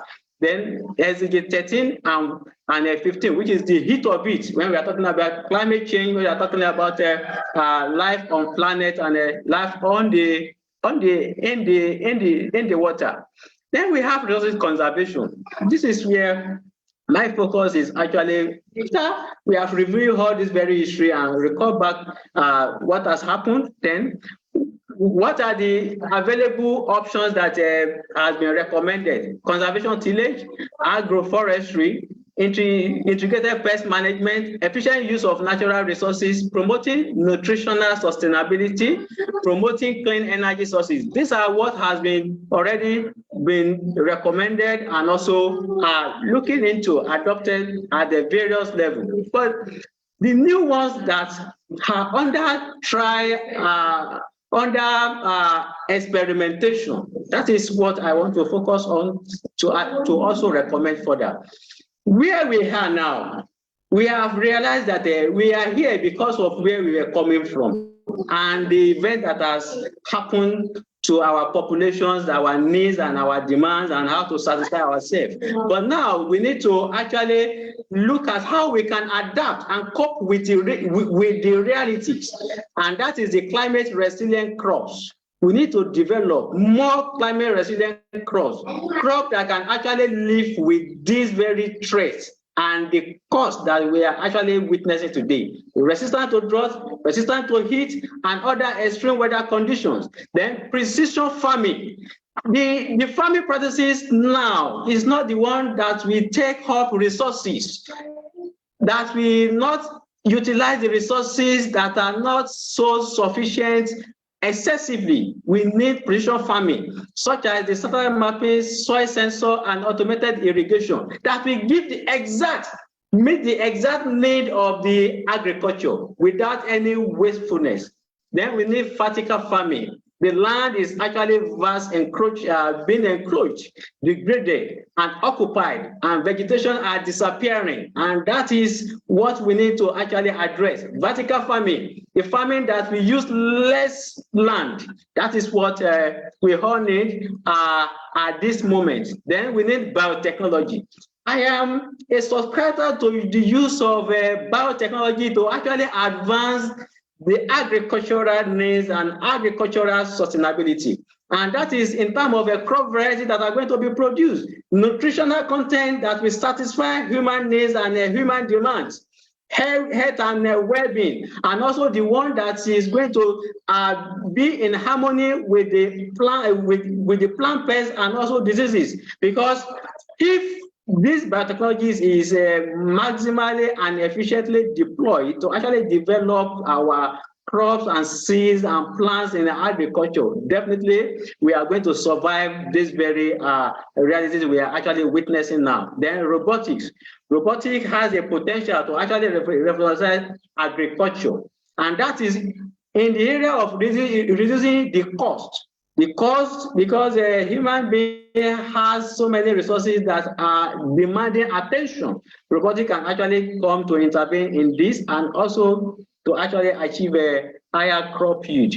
And I want to conclude by this very noble terms that the challenges facing humanity from agriculture, nutrition, and resources are actually complex and interrelated. And it is difficult without deep knowledge to actually separate where they meet and how to intervene, not to also cause hedges that will also cause another problem for the humanity. So there is need to actually dissect this very tiny this very tiny connectivity space between them to actually come into it and resolve the challenges. And to overcome these very challenges, there is need for multi-level collaboration. Multi-level collaboration, it is not the work that the agriculturists can do alone.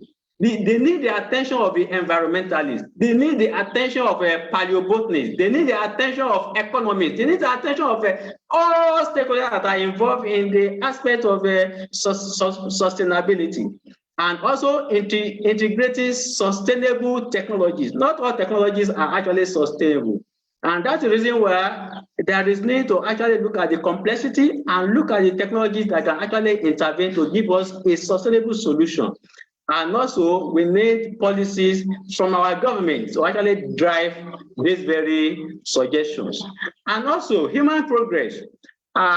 In my final words, I say human progress should not come at the cost of human suffering, because we want to make advancement, because we want to satisfy our needs and satisfy our preferences. Humanity is suffering. So that they need to balance. As we are making progress, we take consideration cognizant of what are the costs that are going to be adversely affecting humanity. There is need to balance. Then let us learn from the mistake of the past. It is actually that we are on the wheel going forward, not looking at the side, not looking at the back, not looking at what can come at the end of the tunnel. But now we must learn from the mistake. Whatever we want to develop should be something that will balance the progress and also avert the suffering. And also we should innovate for the present. We should innovate for the present situation we have now. We need innovation that can actually settle or resolve this very complex problem and challenges that humanity is facing. Then we need to pave a way for the prosperous and sustainable future. And because of that, when we are able to achieve all this, then the humanity will be better for it. And for the betterment of that very humanity, we should look at humanity as in its entirety, not just a selected few people or selected few people in government or selected people in a certain area of humanity that are enjoying the profits of the funds of the development or something. It should be people from bottom to top that this very holistic view is going to actually benefit all and the planet as a whole. Thank you for this very opportunity, and I stop here. Thank you. Thank you, Dr. Shahid. That was a very brilliant, mind-blowing presentation, which has really carried us forward through the evolution of the agriculture and the planet Earth. Thank you so much. And we are quite inquisitive to know about it, to hear from Professor Gustavo, who is going to address the same topic. I'm sure he must be having his fingers crossed after hearing from you who have covered the most of the points. So over to Madam Sandhya Valati to welcome Professor Gustavo. Thank you. Yeah, thank you so much. And yes, again, Ambassador Dr. Shahid Adebisi has nailed it to say that the earth provides enough to satisfy every man's need, but not every man's greed, as stated by Mahatma Gandhiji. So from Africa, we move to Brazil to meet our Professor Gustavo, Dr. Gustavo Biasuli Alves, who is an associate professor at the State University of West Parana. And he also is a part of Federal University of Rio Grande do Sul. We welcome you, Doctor, and we look forward to your inputs. Well, thank you so much for inviting me. Thanks, Dr. Vidya, for the warmful and cheerful message you sent to all of us in Teachers' Day. And I might say I'm delighted and I am honored to be with you in this beautiful Sunday morning in Brazil. And I might say I am delighted to be sided by all these colleagues in the beginning of the first year of our tricentennial independence century. Well, As you might all be seeing, I'm having a tea today. Okay, so I'll share my screen and I will invite you for a cup of tea. Let me share my screen. All right. So, okay. Can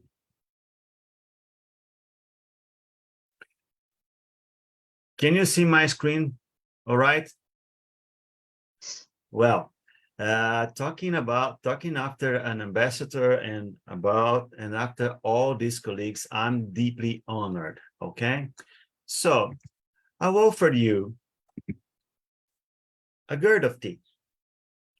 And what can a gourd of tea be linked? How can a gourd of tea be linked to all we are talking today? As you can see, it's a humble gourd of tea, okay? Green herb, a gourd, a pump, hot water. How can we mix all these things? Well, this is a typical product from the south of South America, all right? This green herb, you can see here, is Ilex paraguariensis, a typical native bush or a typical native tree that grows behind the shadow of pine trees, Araucaria pine trees, all right? And of course, it can grow up in full sun, but it has not the same flavor and the same taste. Well, how we began to use it. Guarani people began to use it when they came from the north of the Amazon to the region many centuries ago. And they taught other Indians, other people, other originary people, they taught the Portuguese, they taught the Spanish, and these people taught Germans, these people taught the African people who came here, these people taught the Germans and Italians, all right? No big deal. We drink tea around the world, okay? So, but what is more? What's the meaning of sharing a gourd of tea? It's how we share it. And how we share it is really important. So, how do we share this simple gourd of tea? First, usually we share it set around campfires or set around stove burning.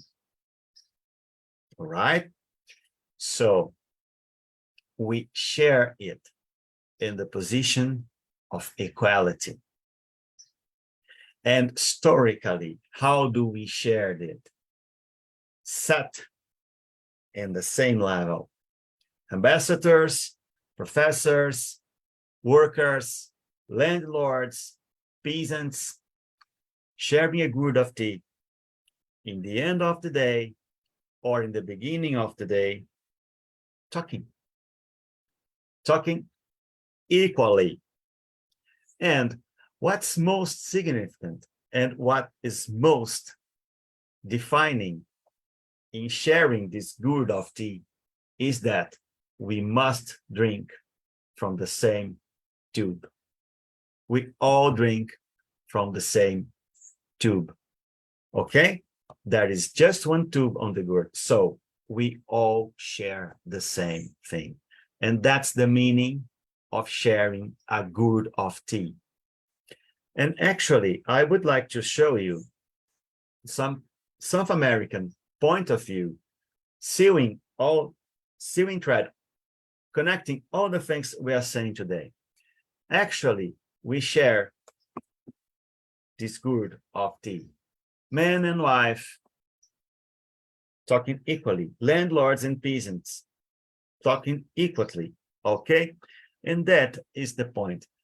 What we share languages, we share culture, we share feelings, and what's all about? We share means of consumption, we share symbolism, all right? So, in a simple word, we can mix tradition, we can mix agriculture, we can mix natural resources, we can mix culture, and we can mix culture, and we can mix relationships. All right, what are our challenges today? I would like to share with you a point of view I learned from a Colombian ambassador named Dr. Hermanas Arciniegas. And he wrote a book called When America Completed the Earth. Cuando América completó la tierra. So, what's the meaning of completing the earth? When Europeans came here in the Santo Domingo Island, when Colombo arrived, it makes a whole sense for the European, all right? India was already known. Africa was already known. So when Colombo found Earth and people navigating from the left to Europe, lots of things came in Europeans' minds. First of all, the Earth is round. And this caused all the Copernican revolution, all the Illuminist revolution, and so ever. Okay? And they found people here, people with agriculture, people with traditions, people with languages, people with complex societies. And what do they learn? Well, as you can see in Dr. Sahid's presentation, when we talk about agriculture today, what are on their pictures? Corn, pumpkin, pepper, and potatoes, right? All these four products has been first known in America. So one point of view is that America, and this is Dr. Arciniegas' point of view, America is the mother of the world, all right?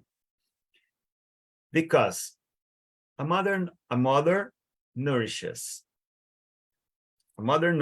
his family, okay? A mother can be dressed humbly, but their kids, their husband, no. A mother can be poor, but their kids, perhaps no, all right? Of course, America is not a single mother of the world. It has received, as any mother receives, the cooperation of all of other females from the world. It has received a huge cooperation, a huge collaboration with African hands and African souls, India hands and Indian souls, okay? So what is the point? What is my point here? When we talk about food security, when we talk about crops, sustainable world, sustainable development, we must look at what are our traditional communities doing. Gustavo, we have 3 more minutes. We have 3 minutes. So okay, thank you so much. Okay, I'm finishing. We must look at what are our traditional communities doing and how are they doing to sustainable the world, to food security and whatever. We have a lot to learn from them, and we have a lot to do with them. First of all, they need law enforcement and law security. They need resources. They need money to do what are they doing, okay? And to keep living as they are living, all right? And this will lead to us, perhaps, to a shift of mind. And that is the most important thing I believe that G20 and EIU are doing, shifting our minds in a possible way of transition, of transition, okay? So shifting our way, shifting our minds in transition means we learned a lot from Europe. We learned a lot with Jefferson, with Abraham Lincoln, with many other words, okay? But we must learn also from Africa. We must learn from South Africa. We must learn from the whole world. And perhaps this will change the ways we think about liberty, we think about property, and the ways we think about living. I would like to ask you to activate your closed captions, because I will share a song. And this song says a lot to me. I hope you enjoy the lyrics and the words. Just let me see if I can.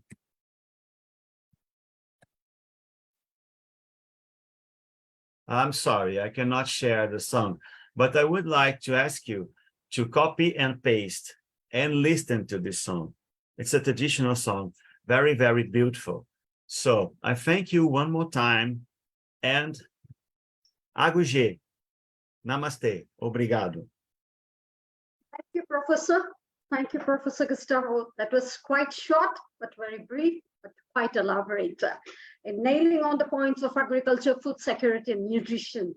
And well, our previous friend, Ambassador Dr. Shahid, also summarized it so well about exactly what do we need to do regarding pertaining to agriculture, food security, and nutrition. As Madam Sandhya Balaji said, we have got only one earth, and it's our duty to protect it.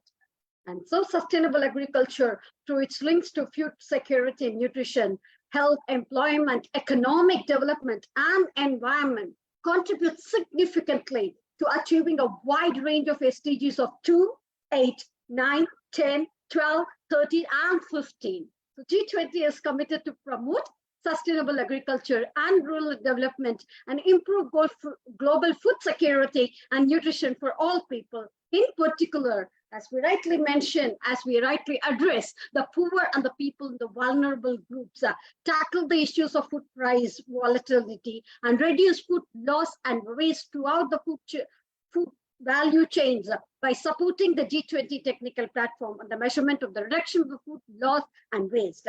So the G20 food security and nutrition framework sets 3 multi-year priorities aligned with the SDGs, increasing the productivity in the sustainable manner. And this framework is being implemented, including through the implementation plan and action plan on food security and sustainable food systems and the outcomes of 2016 G20 agriculture meeting of AAAA.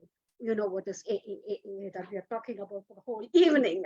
Then moving ahead, we will contribute to end hunger, poverty, and all forms of malnutrition, implement plans and programs regarding the agriculture-related SDGs while paying due attention to the links with other SDGs, and improve the global environment for the responsible agricultural investment, facilitate innovation and ICT application in agriculture. As Dr. Shahid was mentioning, he wants to bring up robotics and everything, and reduce food loss and waste, and promote sustainable food production systems and resilient agriculture practices, increase productivity and help maintain ecosystems.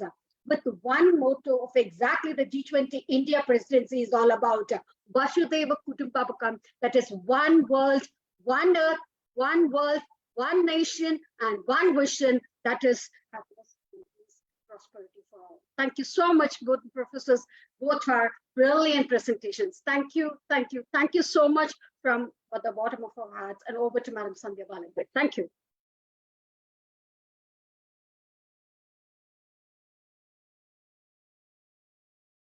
We can't hear you, We can't hear you, Sandy. Okay. I'm sorry. Dr. Professor Vidya. Gustavo, I was mind blown by a very effective presentation, and especially the cup or the gourd of tea is going to be in my mind for quite some time. And Thanks a lot. now, yeah. And now let us move on to talk about our next pointer, which is prosperity. And when we talk about prosperity, probably what we should think is that there should be zero poverty, which is the main concern that we look to address, apart from many other SDGs like reducing inequalities and give decent work and economic growth, and also climate action. So I would like to quote our Honorable Prime Minister once again: prosperity is not only about economic growth, but also about shared opportunities, social inclusion, and sustainable environmental sustainability. So to give more of inputs about this, we have our next speaker, who is Coach Herbert, who is a group CEO of Total Business Global Training Executive and Executive Director of Jordan Touch Communications, and he's a public motivational speaker, serial entrepreneur, and he's a leadership and life coach, author, counselor, and he's passionate about writing and public speaking. He's a consultant and module and training manual developer. He's passionate about orphans and vulnerable children and youth empowerment. And last year, he had established the Africa Entrepreneurs Network to bring about a change in Africa through entrepreneurship. And apart from all this, he's passionate about orphan care, adoption, and training care and caregivers in early childhood development. And he's the programs director at Heal the Children Foundation, Namibia. Welcome, Coach Herbert.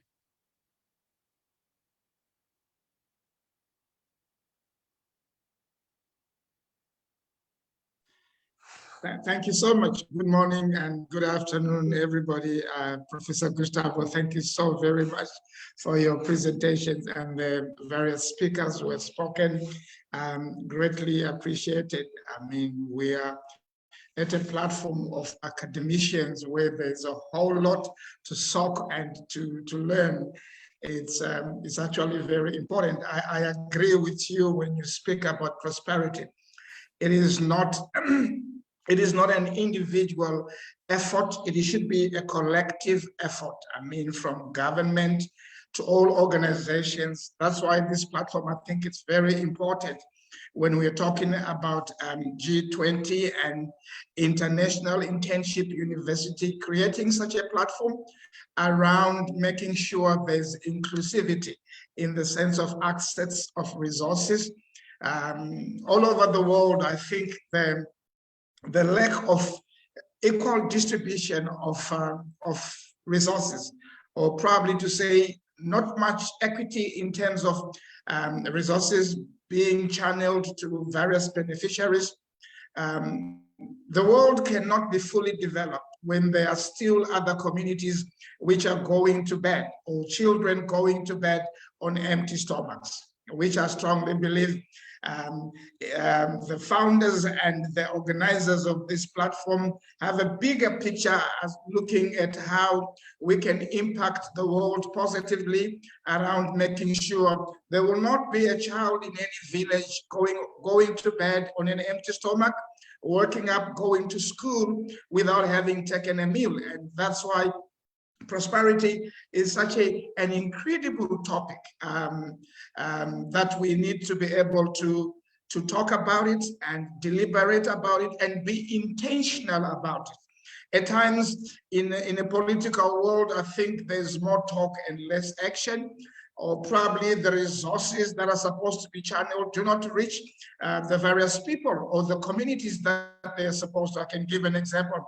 My experience in Africa, there's a whole lot of resources that are channeled to benefit many communities, but you still find the same communities are not benefiting out of it. I mean, that's why equity plays a very important role. You'll also realize politicians get into power mostly in Africa on the votes of the youth and the women. Much of their campaign, they are addressing issues that have to address bread and butter issues around women and around unemployment. South Africa at the moment is one of the biggest unemployment rates, but with a whole lot of universities. And we still have a lot of educated young people with master's degrees, with very powerful degrees walking the streets. So having such a topic around prosperity and inclusivity, I like how it was put. I mean, if there's no inclusivity, then how do we address poverty? How do we address unemployment? Because it's supposed to be collectively involved. The financial institutes, the government institutes, the non-governmental or donor organizations that are working in various communities, they have to pull heads together and come up to a point whereby they need to equally check in terms of their distribution of wealth. I mean, you go to Latin, South America, you go to some parts of the world where there is a whole lot of resources which are not reaching out, but there is a whole lot of resources available, which are not probably being channeled in the right channels. Ladies and gentlemen, let me take you through briefly during my presentation. I'm trying to access my screen. Sure, Dr. Herbert, with due respect, with very, very, very due respect for your presence and your presentation and your insights, I would request every speaker to stick on to the timing as we are behind schedule by about 45 minutes. Okay, all right, thank you. It's a very brief one. I will run through because I understand we are two presenting on the same topic, financial inclusion with inclusive business and green finance. I think I'm just going to run through what I believe these are fundamentals around the topic financial inclusion. When we're looking at the inclusiveness in terms of business, we are basically looking at models and that are both commercial, viable, and to generate profits, scalable, capable of growth while actively involving low-income communities at various stages of their value chains. I come back to what I said earlier on. There can never be prosperity as long as we have not identified needy places or needy communities, and must be structures of how we make sure that these resources are being channeled. We will need to have a whole lot of stakeholders that can be involved. That is the suppliers, the distributors, the consumers, the employees. These are all part of the whole process of us reaching inclusiveness in business.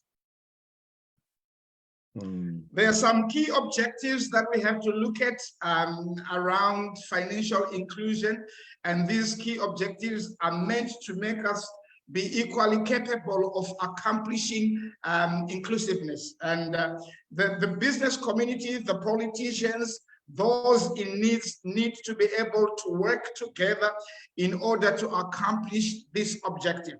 Once the objective is accomplished, I think poverty eradication will not just be a dream, will not just be a wishful thinking, but it becomes a reality. And it requires a lot of collectiveness, it requires a lot of transparency, it requires a lot of effort, and all stakeholders brought on board such that we are able to deal with such. It helps us in promoting sustainable development. As we are talking about development, it will also expand the markets of those already established entrepreneurs, emerging entrepreneurs. It enhances business resilience. Also, last but not least, it builds stronger communities. So the objectives literally come back, and the governments, they benefit in all these, the communities, they benefit, the academicians, they benefit, the financial institutes, they benefit. Let us briefly just unpack financial inclusion. It is the effort to provide individuals and businesses with access to affordable and appropriate financial products and services, and which is fundamental in the growth of the MSMEs and the economy, the GDPs, and all businesses established or emerging. These include the banking, credit, saving, and insurance sectors are all important services in financial inclusion. So it literally catches everybody, the community, the farmers, anybody who's part of the whole process of generating an income is covered within. Why is it so important that today we're talking about prosperity and financial inclusion? It is very important and fundamental in our daily economy as we look into the future. It is important because it is one of the catalysts in growing economies. It is one of the ways to reduce or to eradicate poverty. It is good for social equity. And basically, once we drive through and we push collectively, we are getting results which we can be able to monitor and see. And it is a huge role. Inclusive business model can also create economic opportunities and marginalized or disadvantaged groups while also generating profits. There is a huge profit that is achieved and realized while we are collectively building, collectively engaging, collectively consulting. You'll find businesses like Fair Trade Coffee. This model ensures that coffee farmers, I'm glad we just had an example of Professor Gustavo on the tea in Brazil. Coffee farmers often in developing countries receive a fair price of their product. Fair trade organizations create a supply chain that empowers small-scale coffee growers and promotes sustainable small practices. So basically, it's not just dealing with the well-established billionaires and millionaires. It brings also those who are emerging and currently growing in business to a stable way they feel their products are being appreciated with proper value market for the price. Microfinance institutions, these organizations play a huge role because they provide small loans excuse me, and financial services to individuals and small businesses. In unserved communities, microfinance enables entrepreneurs to start or to expand their businesses, but it requires inclusiveness. It requires the understanding of what we are trying to accomplish in human development. Human development, we're not talking about just the human, but human development around all the needs that the human beings require. Inclusive education, organizations that promote inclusive education ensure that all students, regardless of their abilities or backgrounds, have equal access to equity education. This represents a diverse classroom environment in the sense of how many are being catered for or reached at. Also here speak about, I'm not going to go in detail, but community-based tourism is also going to benefit employment training programs, food security. I'm glad Ambassador spoke a lot about the food, and Professor Gustavo were talking about the agriculture aspect. Initiatives that help combat hunger and malnutrition by providing nutritious food to vulnerable populations or teaching sustainable farming practices. The green finance, this is very important. The practice of allocating financial resources and investments to projects, products, and services that have positive environmental impact.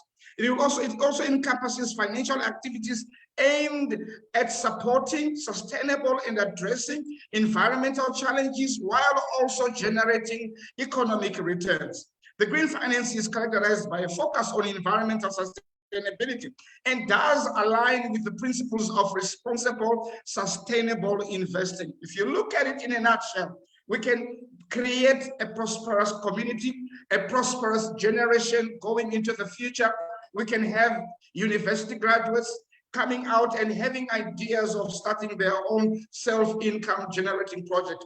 In it, you'll find almost every sector is also included in the sense of inclusivity. Thank you so very much. I give time to the chair.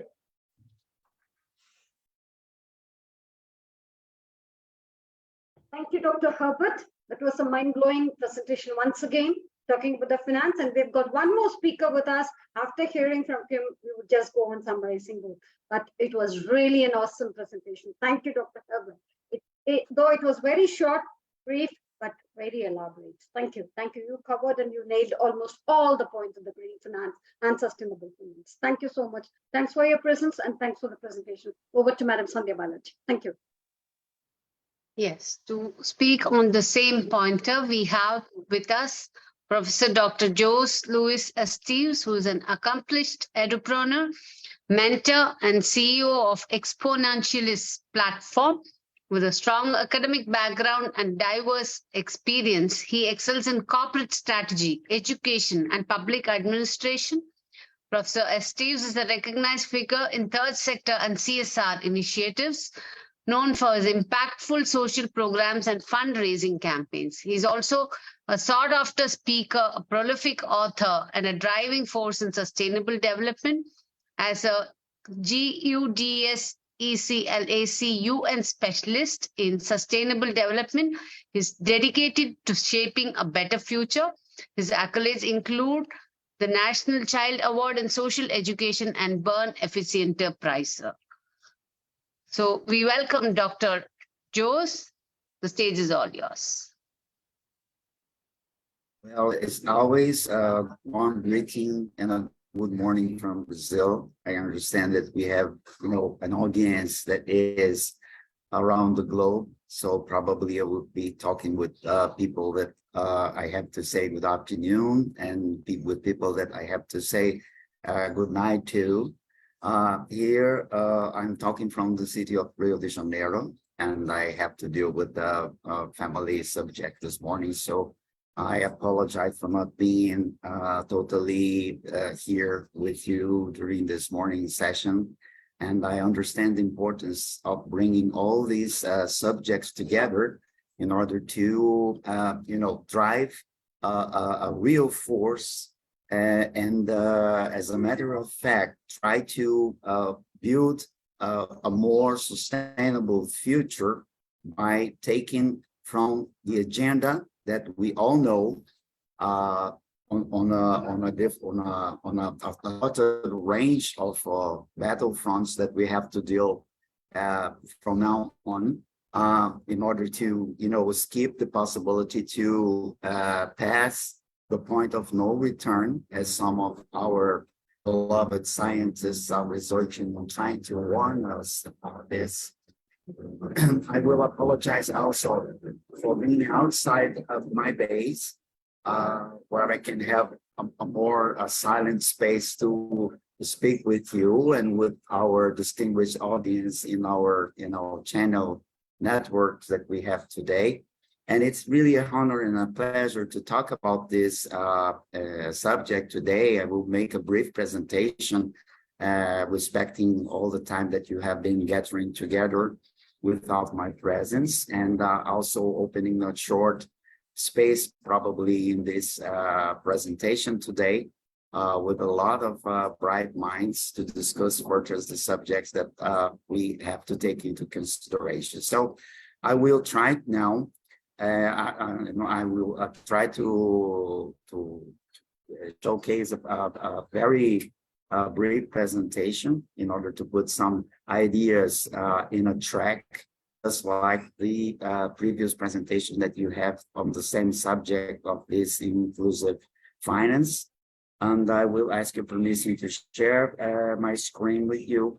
And so I will try to bring here this humble presentation that I have tried to do in order to make things a little bit more appropriate this time. So the subject today, and I hope you all are able to see, probably I will experience some streaming delay, but I do understand that probably now you have this presentation on your screen at YouTube, at Facebook too. And the subject today is really precious because we will be addressing something that is really powerful in order to achieve this so delightful and thought sustainable future that we all conceived and we all imagined in our fields of interaction. So because we will be talking about sustainable businesses and green finance. and I will have briefly the opportunity to share with you some very reliable examples, some very reliable case studies from all around the globe that will probably make a bridge, a solid and a sound bridge of a reality that is going on in different points of our planet, and the possibilities that we will be able to achieve by doing this as a live sample. So when we talk about sustainable business and green finance, the first thing that has to come to our mind is not me, of course, because I was really duly well introduced here. So I have done some a variety of stuffs that probably all of you that are attending this meeting today is dealing with. And I'm proud to be also representative of Global Sustainable Future Network with Professor Dr. Renuka Thakur in the head. And I got the invitation to be one of the chairs of the SDG 4, that is quality education. So it enhanced and boosted my, responsibility to deal with all the subjects that are related with education. So after that, I believe that it's nice to say that we dealing with this subject of financial inclusion, merging inclusive business and green finance, we are talking about really about unlock global potential. And let's see why we have to unlock this global potential in this moment that we are dealing with, because this is something that I have had with me in the past 3 conferences and interactions that I was proud to do with this people networking with G20 and llU. And this is showcasing, of course, a picture, a draft of our beloved Mother Earth, our planet Earth, wearing a face mask to announce that the future arrived and brought with this a hard impact in the global society. We all experience the impacts, no matter where are you in this moment around the globe. We all have experienced very hard impacts with the pandemic, the global pandemic of COVID-19 in the past 3 years. So in this year that is really coming to an end, the year 2023, probably we are talking that we are in the first year in the after pandemic period, because we got things in terms of COVID-19 under control, but of course, COVID-19 will be affecting our lives on the future too. What I would like to say is that in a rapidly evolving world, the convergence of financial inclusion, inclusive businesses and green finance has emerged as a real powerful catalyst. And I like to quote and to use the word catalyst because we'll have to make it happen in order to achieve what we have been working for. And in terms of a sustainable future and in terms of sustainable development that has to uphold the sustainable future that we are planning to have. And if we move a little bit ahead, we will probably see that financial inclusion is also something that has to be considered like a bridge to socioeconomic divides, because financial inclusion has to be considered at the first place a pivotal component of global development, aiming to provide access to essential financial service to individuals and business in respective of their socioeconomic status. So this is something that we have to take into consideration in the first moment that we deal with the financial inclusion subject. Second one, I believe let me see. Okay. Financial inclusion also empower communities by granting them, sorry, the tools to manage their finances, save for the future, invest, and withstand financial shocks. So this is something that we can address in a perspective that encourage us to think ahead and in terms of time, because we will have also to deal with all these connected impacts that we are still suffering because of this COVID-19 pandemic that we all had.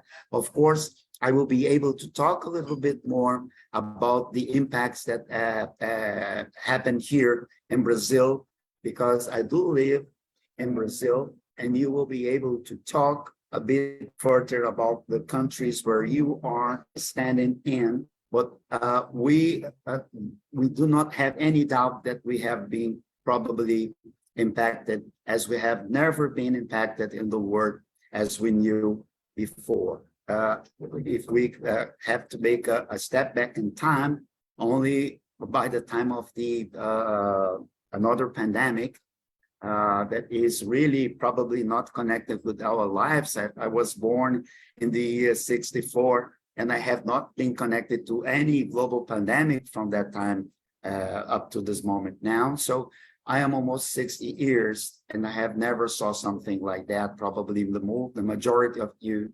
probably never saw something what we have saw in the past 3 years. And another thing that I believe that is important to bring here to the table and to discussion, and that is we navigate in an era that is defined by climate change and growing inequality. Just I got some precious moments where I could interface with you, and we have been probably highlighting this subject of the inequality here. This synergy, of course, will offer us all a ray of hope, like I like to say. So if we talk about inclusive business, we will need to have it as a transformative approach, because inclusive business take the ethos of financially inclusive further. These enterprises align their strategies with social and environmental impact, making them powerful agents of change, and a change for a better future. Of course, we will have to, despite of the problems that we have with the pandemic, and despite all the impacts that we have caused by COVID-19 in the past 3 years, we will no longer be allowed to step back to the year 2019 at the bottom end, or the beginning of the year 2020, when the COVID-19 was globally spread from a city in China called Wuhan to all the globe, with the same thoughts, because we have been exponentially moved from the place we have stand a couple of years before up to this moment we are standing right now. And if we move a little bit further, why it is a transformative approach? Because it integrates low-income and marginalized communities into their value chains. They all value chains. Inclusive business create win-win scenarios. It's really difficult to operate in a world where banks are trying to drive our reality, for example, where global enterprises, global business organizations are trying to build and their future. If we do not talk in a world where these businesses are inclusive and yet they allow a win-win scenario ahead, because an inclusive business, they drive economic empowerment, they reduce inequality, and they foster environmental stewardship. So these are three major aspects of the inclusive business as a transformative approach that we have the opportunity to bring to the table in a discussion, in a bright discussion, just like this one we have here in this morning. And when we talk about green finance, we are mostly talking about aligned capital with sustainability. So it's real that the world faces the existence, an existence threat of climate change. So when we are talking about green finance, we are talking exactly in focus on deploying capital to projects and initiatives that prioritize a way, let's say, at least a way to achieve sustainability. And when we talk, this is a partial picture of World Bank Financial Inclusive Report that states a little bit about this financial inclusion that we are dealing today as a challenge. And the problem is we have a real challenge here, because if we are really in a search to align this capital with sustainability, in the face of this threat, we will have to deploy capital to projects and initiatives that prioritize sustainability. So let's go further, and let's talk about some real world impacts and replication opportunities. So this is really a gap that I understand that brought me here to speak a little bit more. And I will have a fast track about this, because here we have many real world cases that we can observe today that we may consider sparks. Let's say, I like the word spark, at least for a brighter and a more inclusive and greener tomorrow. I, of course, will bring the first, in the first part of this, I will bring a company that is really a reliable Brazilian company that is called Natura. It's really a cosmetic company, but it achieved much more than anyone can expect from a cosmetics company, because it collaborates with local communities, especially in the Amazon rainforest, to source sustainable ingredients. So this inclusive business model not only preserves the rainforest, but also support a very important subject theme that we have been discussing here in these days, because we are we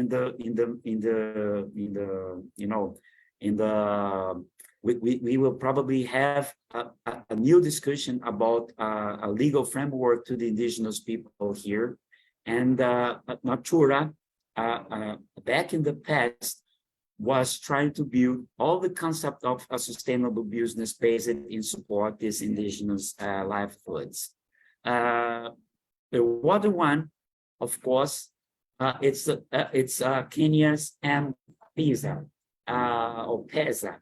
It's a mobile-based financial service that has, in my opinion, revolutionized access to banking in rural areas, while at the same time they were driving the promotion of green economic practice. So you see, you have a company here that was established in Brazil that became a global company, that is Natura. And then we have, we are taking our attention to Kenya and Africa with M-Pesa. And then we can, drive our attention, for example, to Bangladesh with the Grameen Bank, that is considered not only by myself, of course, but by the globe, a pioneer of finance, which empowers impoverished communities to become entrepreneurs. And this is really interesting, because when you empower poor communities to become entrepreneurs, you are acting on a sense to have a brighter future, because you are somehow connecting the dots to a new driver of mindset in poor communities, that is to become an entrepreneur. I live here in what was a colonized country up to the year 1822, when we have our independence from Portugal.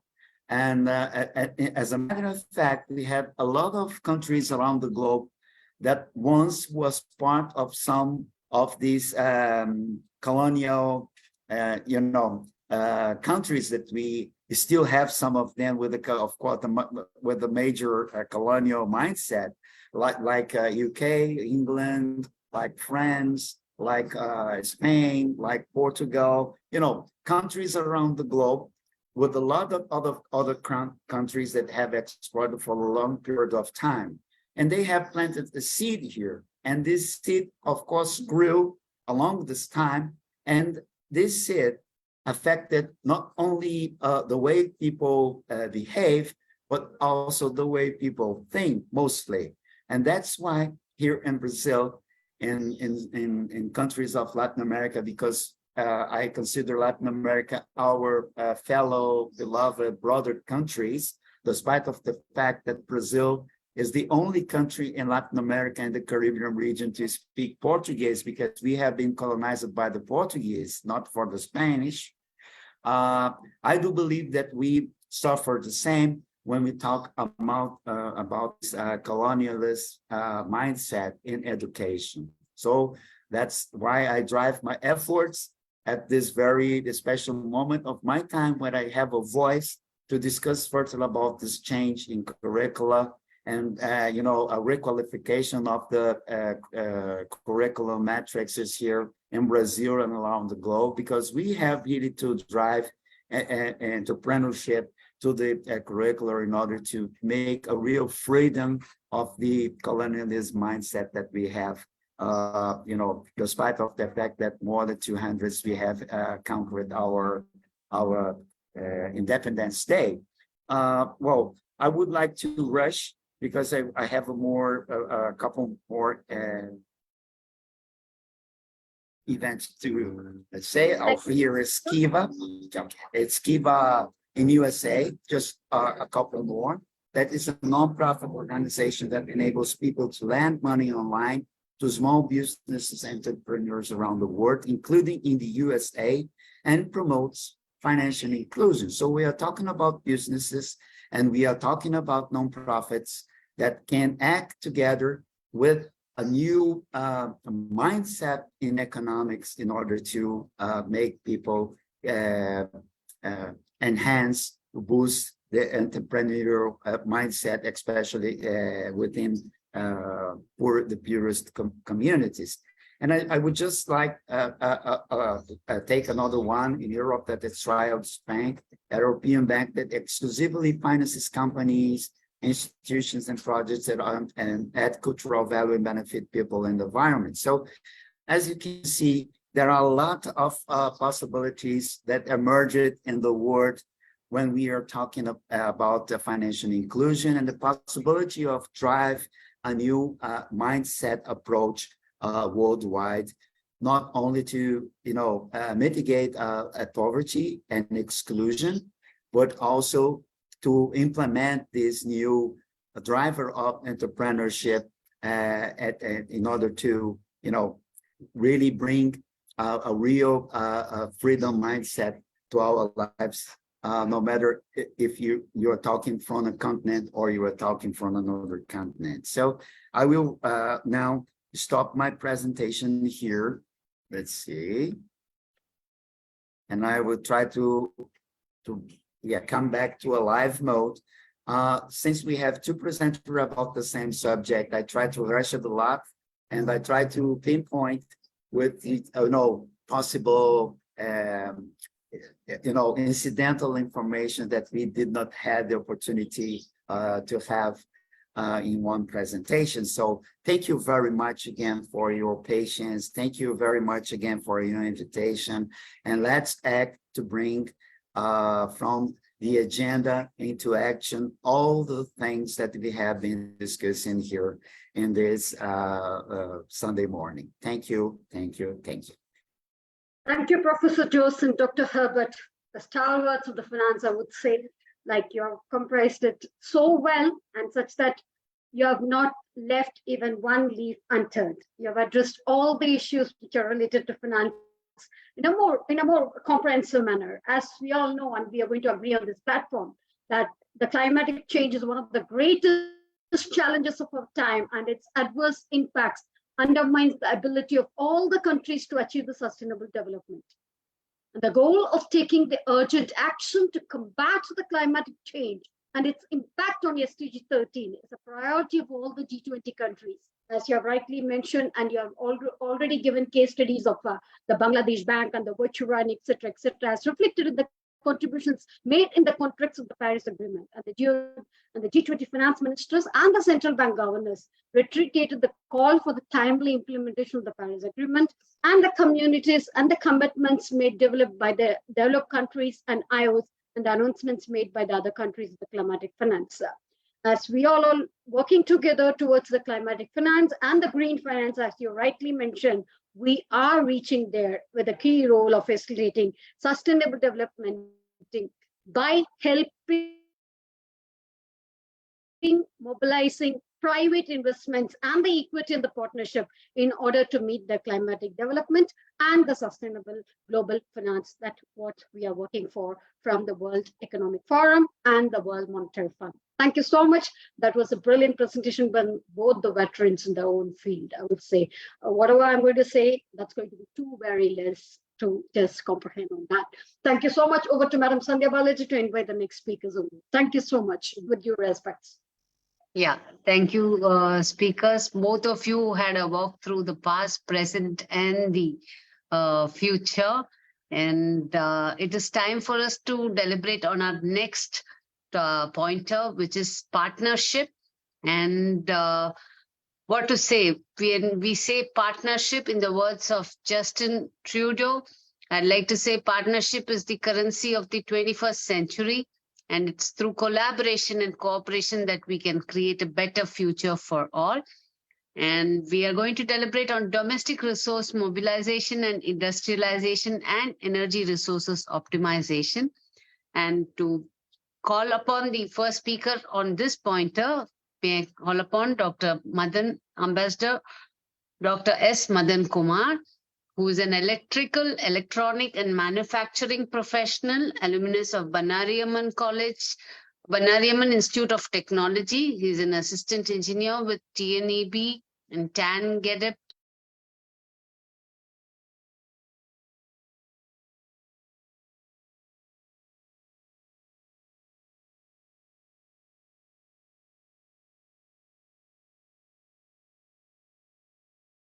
We lost Madam Sandhya Balaji there. Yeah. Was I audible? Was there a static? We lost you for a couple of minutes, and then we thought of asking Dr. Madan Kumar to take over. Dr. Madan Kumar, Okay. come on board. Please continue with the presentation, sir. Thank you. Yeah.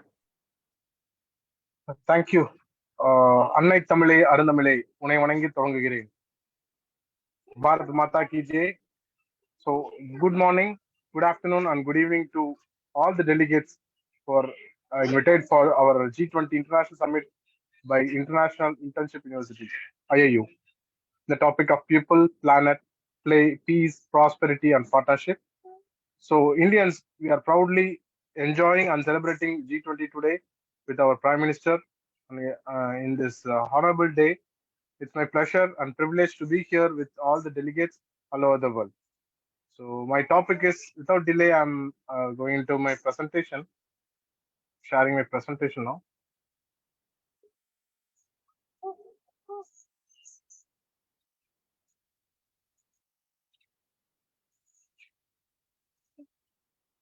So the presentation is visible?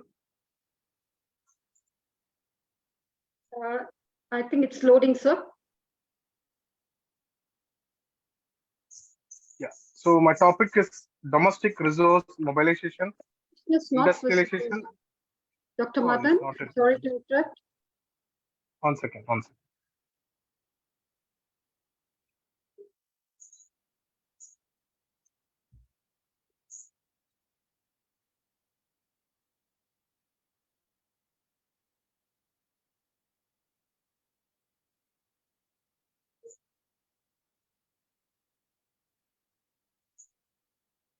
Is it loading? Yeah, 1 second.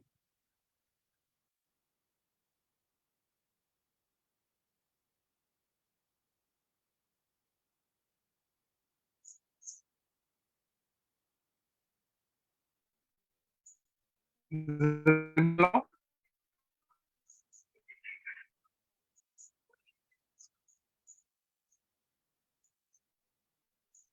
Is it visible now? Yeah, it is, but yeah, yes, it was just some time before. Yeah. Yeah. Thank you. Thank you. Yes, sir. Please. Okay. So my topic is towards partnership. That is SDG 17, Sustainable Development Goal 17, Partnership for Goals.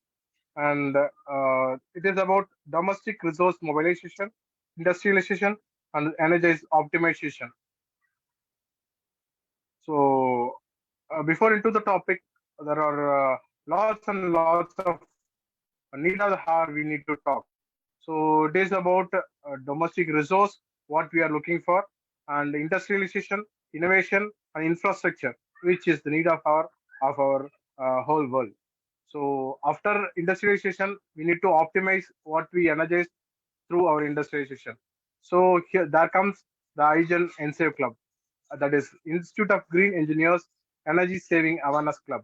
So I'm heading Energy Saving Awareness Club, around 30 clubs, around 20,000 students, college students are engaging in the NSAVE Club.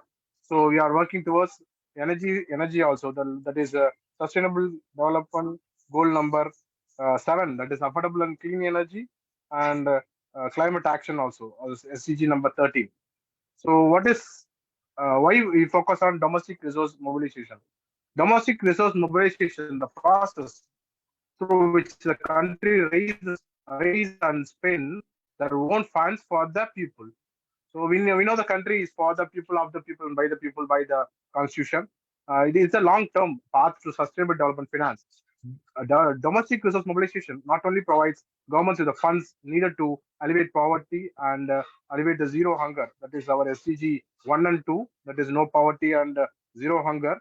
DRM not only provides it, but also it's a critical step to path out of aid dependence. We are depending on someone else. So we are focusing on the resource mobilization. So domestic resource mobilization does not necessarily mean imposing or increasing new taxes to the people, or involving or improving the tax rate as a higher rate. Government often see the revenue rise through improved audits and simplified filing process. If we are filing, we are giving back to the government. We are taking from the government and giving back to the government. This is the resource mobilization. So this is the simple chart which shows a comparison between East Asia, Latin America, South Asia, and Sub-Saharan Africa. So it is towards the GDP of the correlated savings and investment. So in this, we can see the East Asia is always in the increasing rate. Only during 1960s, the investment is lower than Latin America, but it is getting higher and higher in the coming years of 1970s, 80s, and at present. It is till March 2008. So what is industrialization? Industrialization, it is a process of transforming the economy of a nation or region from focus on agriculture to a reliance on manufacturing. It is towards industrialization. Mechanized methods of mass production are an essential component of this transition. The positive characteristic of industrialization include economic growth. We can see and feel the economic growth of a country only after the industrialization prevails. So more efficient division of labor we can see after the industrialization prevails, and a growth, a spurt in technological innovation also only during after industrialization. So there comes the industrialization is very important point to be discussed as the need of our during our G20 summit. So how does industrialization impact society? So industrialization creates jobs that draw the people from farms, that is villages, to city where the manufacturing takes place and where the innovation takes place. We can innovate in the farming also, as Said Adibisi said, there is some innovation and biotechnology is leading from ancient period to medieval period to now. we can see there is some innovation and industrialization. If there is only industrialization and innovation, there comes the agriculture will boom into next level. So however hard these jobs, they were often preferable to precarious existence of a small farming family. The result is new generation of urban consumers. We can have lots and lots of consumers in the urban side compared to rural side when the industry is developed in urban side. So businesses of all kinds spring up to provide goods and service to these consumers. Over time, larger middle class of artisans and shopkeepers emerges only when the industrialization impact the society. A large working class also emerges, and conditions were often much harsher for them. The evolution of labor unions is a direct result. We can easily see only after the industry, only when the industry is in that particular area, the villages will becoming more dependent when compared to the previous period. So it is the direct result of industry resolution when the workers getting increased day by day. So what is the energy optimization? This is the third topic. So energy optimization is the process of maximizing the energy efficiency while minimizing the energy waste. This is the biggest difference, but we are working on it. We people of the world are working towards the energy efficiency maximization and minimizing the energy waste in commercial buildings. Not only in commercial buildings, but also in the normal buildings. It involves identifying and implementing strategies to reduce energy consumption, improve equipment performance, and optimize energy system. So after implementing the energy optimization, we can yield numerous benefits for retail portfolios like cost savings, environmental sustainability, enhanced brand reputation, improved operational efficiency, and regulatory compliances. So this is the energy optimization. So what is NSAVE Club? This is towards the Institute of Green Engineers. We may know this is IGEN, Institute of Green Engineers, so which works towards the energy saving and works towards affordable and clean energy in the world and sustainable development goal number 7. So what is NSAVE Club? NSAVE Club is an energy saving awareness club which create awareness to the students, around 20,000 students in 30 plus pan India level colleges, universities, topmost universities are there. So the students are involved as a club. That is National Social Service Clubs is there, National Cadet Corps is there. Likewise, NSAVE Club is the energy saving awareness club, which is need of the hour for because they are the backbone of students are the backbone of our country. So need to develop the country. We need to concentrate towards the students. So energy. This is the Institute of Green Engineers. We have Energy Saving Awareness Club, unit of Energy Efficiency Research Group under IGEN. So I am the chairman of Energy IGEN Green Line, Energy Efficiency Research Group. The activities planned towards is SDG 7, that is affordable and clean energy. We are doing lots and lots of activities. We'll be seeing the activities here. So 4 main projects we are doing in IGEN, Institute of Green Engineers. One is IGEN Energy Double Nine Challenge. It is a higher priority challenge towards 99 factorial, 99 into 99 factorial. We may know we can save 1 unit per day in a house. If we are using this Green 9 mantras, we created a Green 9 mantras, that is a special mantra which is used for saving the energy. As the topic says, NSAVE, energy saving awareness. We create awareness through our Green 9 mantras. The Green 9 mantras are the mantra number 1 is switch off the equipment after use. If not in use also, we can save 1 unit of energy per day. So saving 1 unit of energy if we follow these 9 steps. First step is switch off the equipment after use. Second step is regular cleaning of AC filters, air conditioner filters, and use of natural lighting. We can save 1 unit of energy. And third mantra is use star rated equipment. We know the energy efficiency group is more related towards energy efficiency by giving the star rated for every equipment, electrical equipment which we are buying. So go for the star rated, highest star rated performance will give higher performance. So fourth mantra is use of LED study lamps instead of incandescent or fluorescent lamp. We can save 1 unit of energy. So fifth mantra is regular defrosting of the refrigerator. In all the houses we have refrigerator and AC these days because of the heat and heat dissipation and sunlight we are using for. So regularly we need to defrost the refrigerator. If we are defrosting the refrigerator regularly, we can save 1 unit of energy per day. And sixth mantra is use of heavy equipments in off-peak hours. That is non-peak hours. If we are using the motors and heavy equipments, we can save 1 unit of energy. And seventh mantra is avoid leaving the equipment in standby mode. And the eighth mantra is optimal temperature. If we are using air conditioner, the optimal temperature is 24 degrees. So we need to set the temperature to 24 degrees and we can save 1 unit of energy per day. And ninth mantra is replace the maximum utilized light with the solar LEDs. We can use the renewable source of energy instead of going for thermal power source of energy. We can use solar energy, wind energy, hydro energy. So this is the main project, high priority project in IGEN SDG project. So we are creating awareness to the home pupils. We are taking this poster to every home individually, and we are making a poster or a photo, click a photo with them, and we create awareness of using this green line mantra in their home.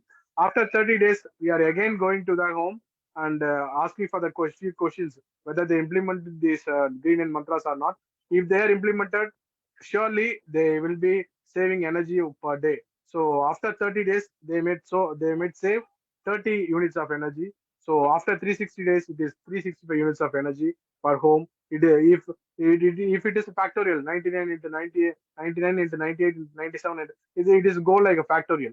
If one people create awareness to 99 people, then 99 people create 99 people create awareness. It will be a huge difference in the world towards SDG, Sustainable Development Goal number 7, affordable and clean energy. This is the main project. And project number 2 is IGEN Water Bank. We are proposing a water bank project through our IGEN, in which we can save lots and lots of water and giving back when it is needed. So fourth is talk of SDG. Lots and lots of people doesn't know what is SDG. So we created this primary project like talk for SDG. We will be talking about each one SDG. That is 17 SDG. 17 members will be talking in the college. So they will be posting the video in the Facebook and the other social media. So they will be tagging with the IGEN, and they will be getting to know what is SDG to other people. And the IGEN Cycle for Green, we create awareness to creating cycling to all the peoples and reduce the carbon dioxide emission and carbon monoxide emission through reducing the petrol and other energy consumption. So objectives is to encourage students to design and develop innovative energy products that will aid in increasing energy efficiency. So that we are creating an energy development challenge to raise residents' awareness of home energy conservation and encourage them to change their attitudes towards conservation of energy. Each one should know what is conservation and what is the need of our for these days. So to encourage participation in and completion of the UNDSA Energy Development Challenge project, as well as achievement in SDG Action Award. Encourage village adoption, raise conservation awareness, and designate the village as an saver village. So how can we contribute to in digital and SDG? So we plan for a plan A awareness, that is fixing up our achievable challenge and challenge to the nearby person to be a contributor of CO2 reduction, and plan B research in the Green Line Mantras 3.0. Take it as a case study and go for it. Green Line Mantras to selected sample houses and present critical analysis report for the publication. And you will be the green changer. You will be the real changer in the world towards SDG 7, 9, and 13. So thank you everyone for the opportunity, and it's my pleasure and privilege to be here and presenting this wonderful topic domestic resource mobilization, industrialization, and energy optimization. Thank you for the opportunity, and a special thanks to Dr. Srividya ma'am, Dr. Nada, and Dr. Sandhya Balaji. Thank you, Dr. Madan Kumar. Thank you so much. We were so delighted to hear about the IGN projects that you are just working with all the community, the younger community. Moving ahead, we have got another speaker who is going to address the same topic, Ms. Ruchi Shukla. Over to Madam Sandhya Balaji to welcome Ms. Ruchi Shukla. Yeah. So to deliberate more on this pointer, we have with us Ms. Ruchi Shukla, who is the head of energy products at Multi Commodity Exchange of India. And she's an alumnus of Government Law College, Mumbai, Maharashtra, and she's a chartered accountant with over 2 decades of experience in financial and capital markets across various functions like product development, specializing in energy sector, policy advocacies with ministries, regulators and government bodies, credit analysis, risk management, regulatory and policy research and finance. She has work experience with forward markets commission, stock exchange, bank and broking houses. And she was awarded the Women in Commodities Award at the Commodity Trading Awards at Commodity Week, Trading Week in London, which was organized by Commodities People. Welcome, ma'am. A very good evening, and the stage is all yours. Thank you, Dr. Sandeshri. Thank you so much. A big hello to all the delegates present here. It's a real honor.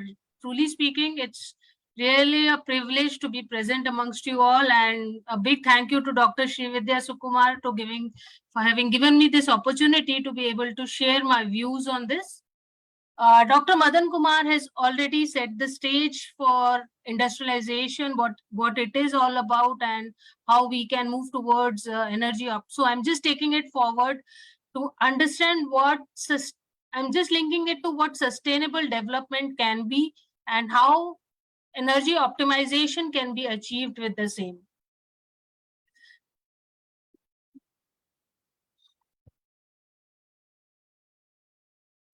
So yes, we are industrialization. Yes, we are, as Dr. Madan Kumar really pointed out, industrialization is a way of developing a nation in itself.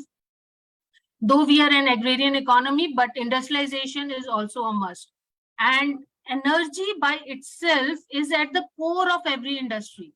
So energy optimization is the goal. If we can achieve that with a bigger mix, with a better mix, we can actually help the nations grow.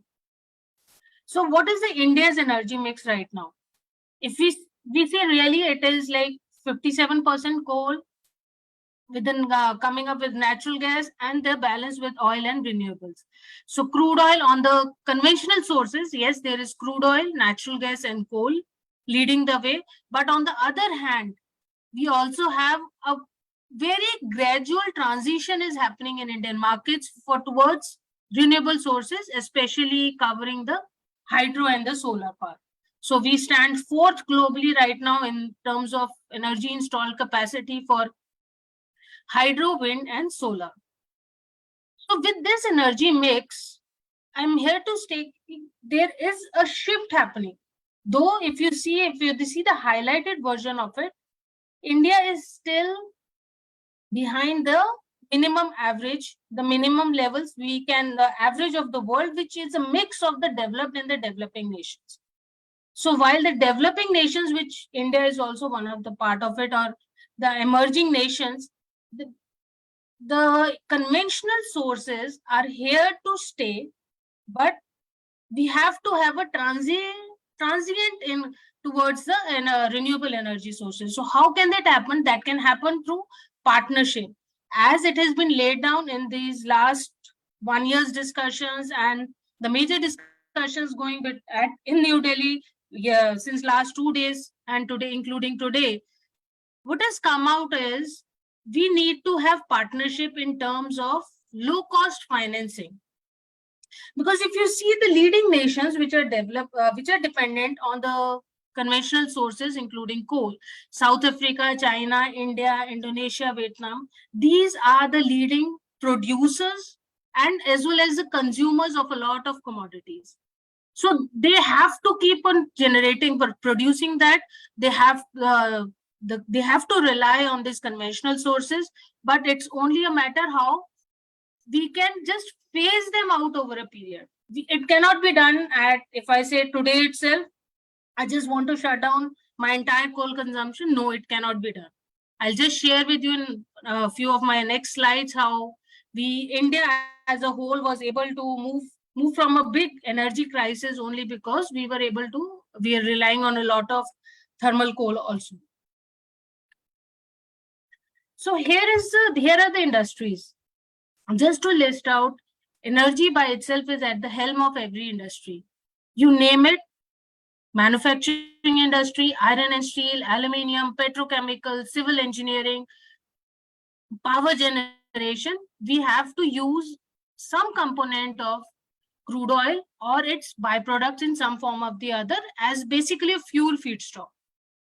And then even at the natural gas level, yes, India is an agrarian economy. Our fertilizer sector uses a lot of natural gas. Though natural gas is a fossil fuel, but it is also considered as a greener fuel.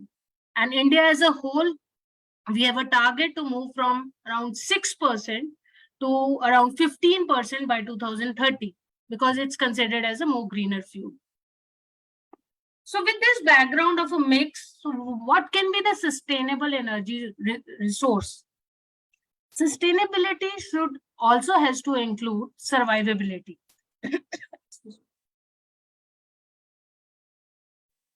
So while we are surviving with the conventional sources, we have to achieve the target which is set by 2030 of the sustainable energy, renewable energy, where we have set a target of around 500. India has set a target of about 500 gigawatts from the renewable sources.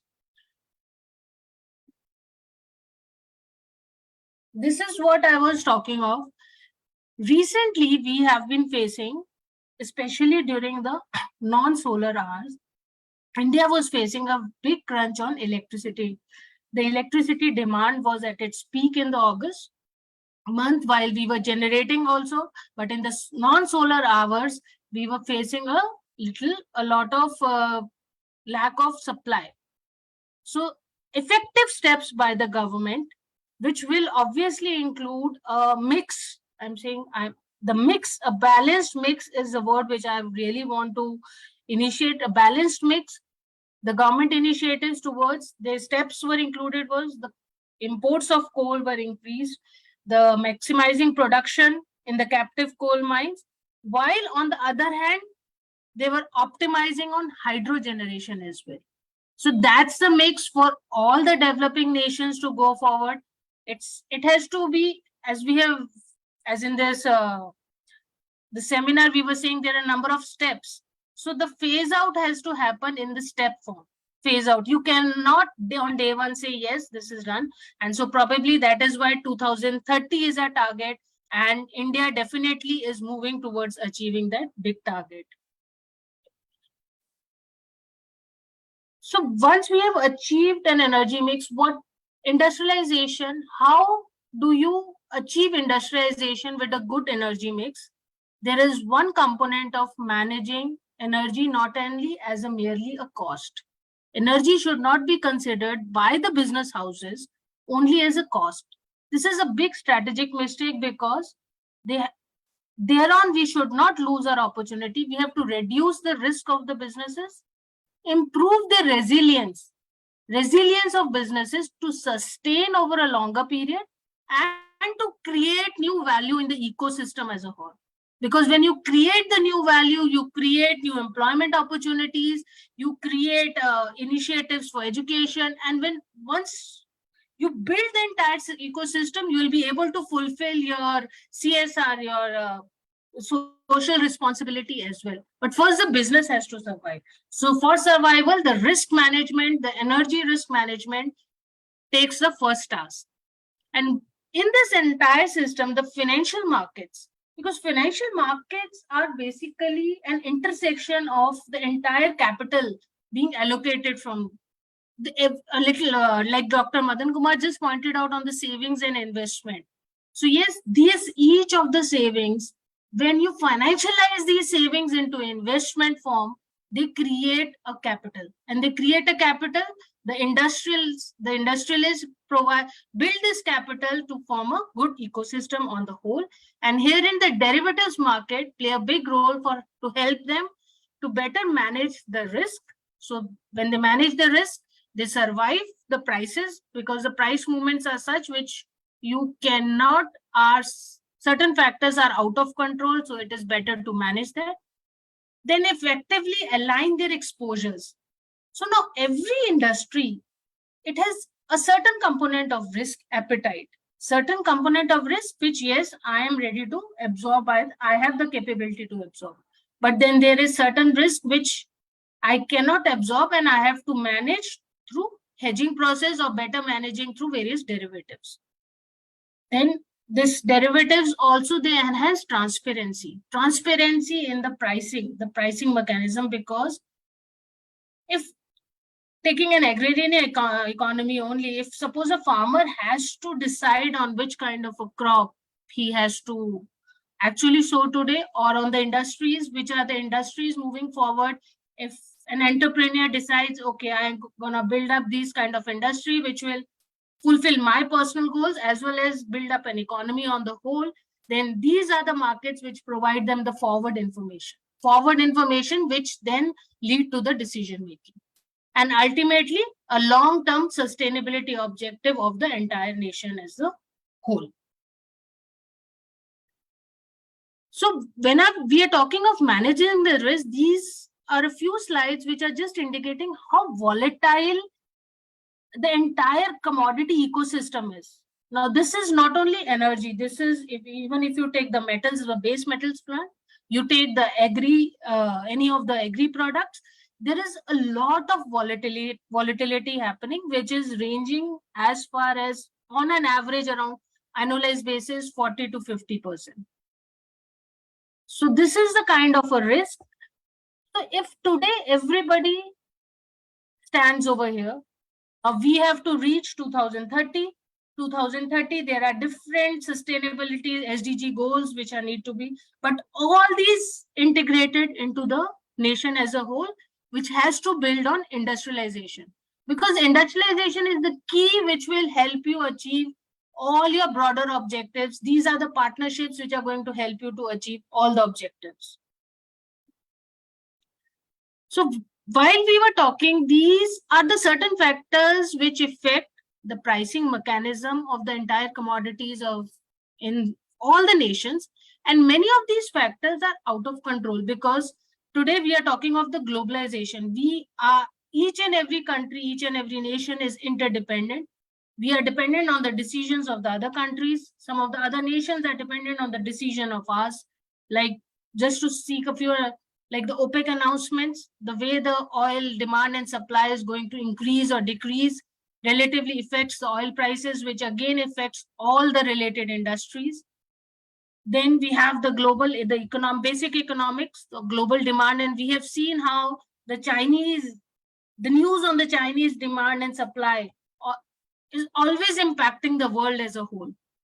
Then there are government trade policies, yes, the sanctions which come on certain nations, because say certain nations like for the supply of Venezuela had a recent sanctions from US for the supply of oil, which reduces the supply and obviously impacts the economy. Then weather variability, yes, weather. We talk on weather in terms of sustaining the environment as a whole, yes, but weather also needs to be looked at from the point of view of sustaining the industries as a whole. Because once the climate changes happen, the weather variability happens, your heating requirements, which are fulfilled from natural gas or crude oil or these byproducts, or the renewable energy sources, these increase or decrease depending on how predictable the climate can be. So while all these factors, this is a graph, all these factors combined together, last 1.5 years, how the price movement in the crude oil basically, it's, I'll say, an energy resource, whether conventional or otherwise. But if you see all the global factors, all the news items which we have talked, have affected somewhere down the line, they have affected the markets on the whole. We have seen the Russia-Ukraine war brought about a huge crisis on the power sector in the entire European Union. There were a lot of industrial shutdowns, not only the blackouts. Basis this, as we engaged with them, we understood certain kind of industries that actually shut down completely because there was a lack of power. There was a lack of power. So, and more so, there are certain countries which really depend on non-conventional or renewable sources, but somehow like Scotland is more dependent on wind power, but somehow in those times the wind power was not available. France is more dependent on the nuclear power, but that time a lot of nuclear power plants were shut down due to some technical reasons, had to be shut down. Netherlands and all the higher European Union and countries, they are dependent on a lot of, again, solar power, but solar power was not available at that level at that. And then obviously the storage mechanisms which are being built up, innovations are happening day in, day out. But that kind of innovations will take time to develop again because cost is always a concern. So just to indicate how much exposure these industries, airline industry, we all understand airlines is a very important factor in industrialization of the development of any country. Now, just these are the actual numbers. Without naming the companies, if I say there is an airline company in India which consumes an ATF fuel consumption of 10,000 crores, and because of the volatility of the pricing, if they do not manage their risk, they are exposed to around 4,000 crores of. So this is the amount of money one airline industry is exposed to. Then taking on the other end, yes, agri-economy. So I'm just talking, if the leading fertilizer manufacturing company, we all understand if there is a shortage of fertilizer in India, what will happen? What can be the outcome of that? So there is a fertilizer company which consumes around 8,000 crores of natural gas. Obviously, this is a necessary fuel feedstock consumption. And with the volatility of in the prices, they are exposed to around 3,000 crores of turnover. We are just talking of one fertilizer company. Just if we compile all the different sectors, we can really understand the need, why risk management has to be at the helm of sustainable industrialization. Sustainable industrialization. So these are some of the other companies which are exposed to a lot of exposure. And yes, what risk management has done. Let's look at a few companies which we all are aware, Southwest Airlines, Air France. They have had a classic example of managing their energy risks and they have saved around $1 billion each. Obviously, we understand if at a company level, if we are saving annually a $1 billion, this is going to pass on to the consumer economy. This is going to pass on to the end consumer in the end. Ultimately, the nation. People is what the nation is. Then we have other companies like Lufthansa and just Air France, just to cite an example. Because of managing their risk, the energy price risk properly, while the crude oil prices were around $170 a barrel, they were able to pay around $90 a barrel. Just amount of savings these companies are making, which ultimately is leading to energy optimization leading to industrialization and a sustainable. Dr. Shukla, it is really amazing, very interesting, but please, we are running the time. So Sure. The conclusion, please. Thank you. Thank you. Sure. And so I'll just run through. These are the basic. I was talking of not only on crude oil, there are different commodities because industrialization is the topic. There are a lot of commodities. Their derivatives. It is a huge topic. Dr. Shukla, please, you can come to us like a trainer and give your session whenever you want. You are welcome. Sure. Thank you so much. That will be my pleasure to come in. Just to tying up, we have a big developing derivatives market in our country, wherein the risk management is the way to go because it's it provides innovation because there is no credit risk. So better let's manage our risks. Just 1 minute each, because India during this G20 presidency has prioritized these 6 key areas. So addressing the technology gap, facilitating low-cost financing, which is between inter-countries, enhancing energy security, promoting efficiency, diversifying supply chains, and ultimately ensuring universal access to clean energy. Thank you so much. So let's manage our risk and lead to a sustainable development of all the nations across. Thank you so much. That was a real energy-packed, power-packed presentation, Ms. Ruchi. I would say that really, it's thank you, Dr. Vidya. And also from Dr. Madan, really, both of us has really given us too much of energy by the end of the session. I'm sure that we're going to wait for 2 more speakers to join us on board now. Right, guided by the principles of energy collaboration, G20 efforts on energy, including access to energy, clean energy, energy efficiency, and support a wide range of goals of the 2030 agenda, that is SDG 7, 9, 2013, AAA paragraphs of 31 and 49 in 2014. The Energy Access Action Plan listed as follows: voluntary collaboration on energy access, put an initial focus on the sub-Saharan African region, aligning with the universal access goal. This effort has extended to the Asia Pacific region also in 2016, and it's going to be further extended to 2030. That's what Ms. Ruchi was mentioning about. The G20 Voluntary Action Plan on renewable energy aims to increase substantially the share of the renewable energy in the global energy mix by developing energy strategies, including renewable energy deployment, facilitating investment in the renewable energy production and its use. In line with the G20 Energy Efficiency Action Plan, the G20 has worked out for G20 Energy Efficiency Landing Program, which endeavors significantly to improve energy efficiency in all the G20 and non-G20 countries. So G20 is already committed in rationalizing and phasing out the inefficient fossil fuel subsidies that encourage wasteful consumption. There we are addressing the carbon front as well and recognizing the need for providing targeted support to the poorest and the vulnerable.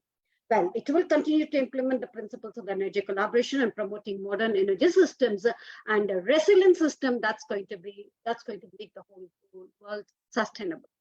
Thank you so much. Brilliant presentation by both of us, eminent speakers for the day. Thank you so much. Thanks for all the support and thanks for all your patience, because you two are the first people to join us on board today and you have stayed towards the end as well. Thank you. Thank you so much. Thank you. Over to Madam Sandhya Balaji to welcome the next board. Thank you, Doctor. Thank you, speakers, for your energy-packed sessions. And to the next point, the final one on that is the way forward. And it talks about pathways forward, innovation and digitalization, competency and compliancy towards Industry 4.0. So innovation, fresh ideas are always welcome, and digitalization is no more an option, but a compulsion. And competency and compliancy in this context means to ensure that there are technological shifts that benefit the society, which reinforce the SDG of quality education and decent work and economic growth. So whether or how these pathways are poised to create more sustainable and inclusive world in harmony with the SDGs is what we are going to deliberate at this point of time. And to speak on this, I invite our speaker, whom I shall introduce now. He is a seasoned C-suite education professional with over 25 years of extensive experience spanning leadership, strategy, operations, and education growth. Throughout his career, he has been a staunch advocate for commercial programs that not only met financial targets, but also elevated education institutions into high-performance entities. His role has extended to strategic and advisory positions, collaborating closely with the boards and other C-level executive management teams He takes pride in pioneering innovative operational and academic excellence initiatives. He has shaped organizational culture and defined new strategic visions and goals. And his expertise covers the entire education spectrum from KG to university level. So he has a proven track record of transforming underperforming educational institutions, and he has been consistently achieving financial objectives. He's a strong leader, and he excels in mentoring top talent and fostering collaboration between commercial and faculty departments, uniting them under a shared vision and common objectives. So when it comes to him, his priorities are people management, and he cultivates work environments that foster innovation, best practices, and delivery of high-end and world-class educational experiences. He is Jan Han. May I take Welcome, the sir. privilege of sitting before you, Mr. An On? And he has been my boss for some time, and it has always been a wonderful experience to work with him, as he has been a guiding spirit, guiding me through and through till this date. Thank you and welcome to you, sir. Thank you. It's always a greatest privilege to have you here amidst us today. Thank you. Yes, sir. Good afternoon, everybody. It's a wonderful pleasure to be with you. Looking forward to your input, sir. Thank you very much. And it's amazing to join all of these distinguished guests from all over the world to discuss this very important topic of the sustainable goals as we have been discussing today. So my topic, and the topic that we're discussing right now, is to talk about solutions and the way forward. I'm not going to be sharing any specific slides, because what I want to share is very clear, and I have a couple of thoughts that I want to share with you, and then also to offer maybe one or two solutions for some of the challenges that have been discussed today. So a lot of what we have been discussing is around the sustainable goals that have been set for 2030,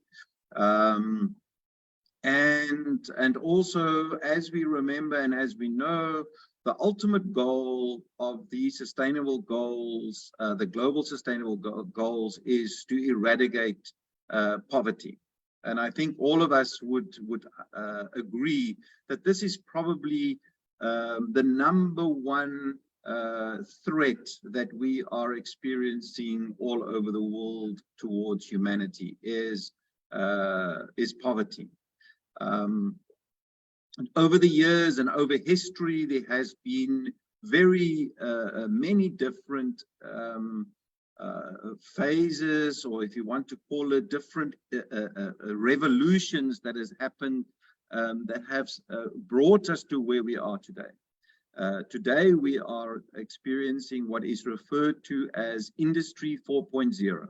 Industry 4.0 is, of course, the fourth industrial revolution, which means we've had what we are experiencing right now 3 times previously in history, with the first industrial revolution already happening back in the 1800s, when steam power and water was used to start to really revolutionize the way that production was being done. The second industrial revolution that happened right up until the mid-1900s, the third industrial revolution with the advent of the internet and the IT industry, and the impact of the supercomputers and computers on our world. And now we are facing this fourth industrial revolution.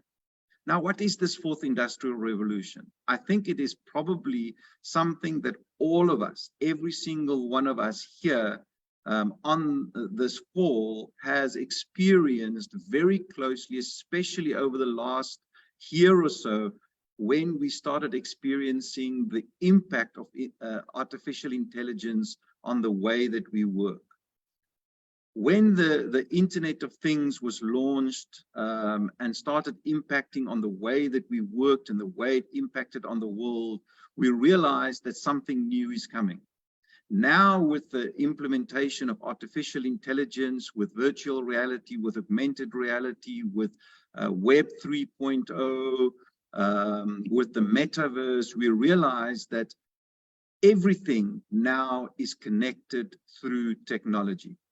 And the impact of this technology has got the potential to really revolutionize the way that industry operates. But what is the effect this has on the #1 goal of the global sustainable goal that we are setting? And that is to eradicate poverty. How can we do this? We heard some of the other speakers talk about unemployment, upskilling. The World Economic Forum projected that by 2025, about 50% of all current employees in the workplace would have to be upskilled or reskilled in order to make a meaningful contribution to the workplace. What are these skills that people would need in order to be employed so that we can really attack unemployment head on? The skills that people need are digital, media, IT-based digital skills. The skills that are currently overtaking the world, like artificial intelligence, Web 3.0. There's a big fear that comes up these days where people say, will my job be taken by artificial intelligence? Will my job be threatened? Is artificial intelligence or the new technologies that are being rolled out around the world going to be a threat to global employment? My argument is, no, it won't be. And I'm going to make a very short case for this, and then I'm going to offer some solution. My case that I'm making and the counter argument that I'm putting forward is that the traditional jobs that exist within the workplace today are not going to be replaced by artificial intelligence, by Web 3.0, by the metaverse, by augmented reality, virtual reality, or the new technologies that are being developed. Jobs are going to be taken by people that know how to implement and use these technologies and integrate them in order to solve the problems that the world is facing today, whether it is agricultural, whether it is in the manufacturing industry, and the fourth industrial revolution. So it's about how you upskill yourself and how you make yourself ready to be able to be employed in this new world that is coming. And it's not just coming, it's already here. We are living the new world right now. It's not something of the future, it's something of the present. It is in our reality right now.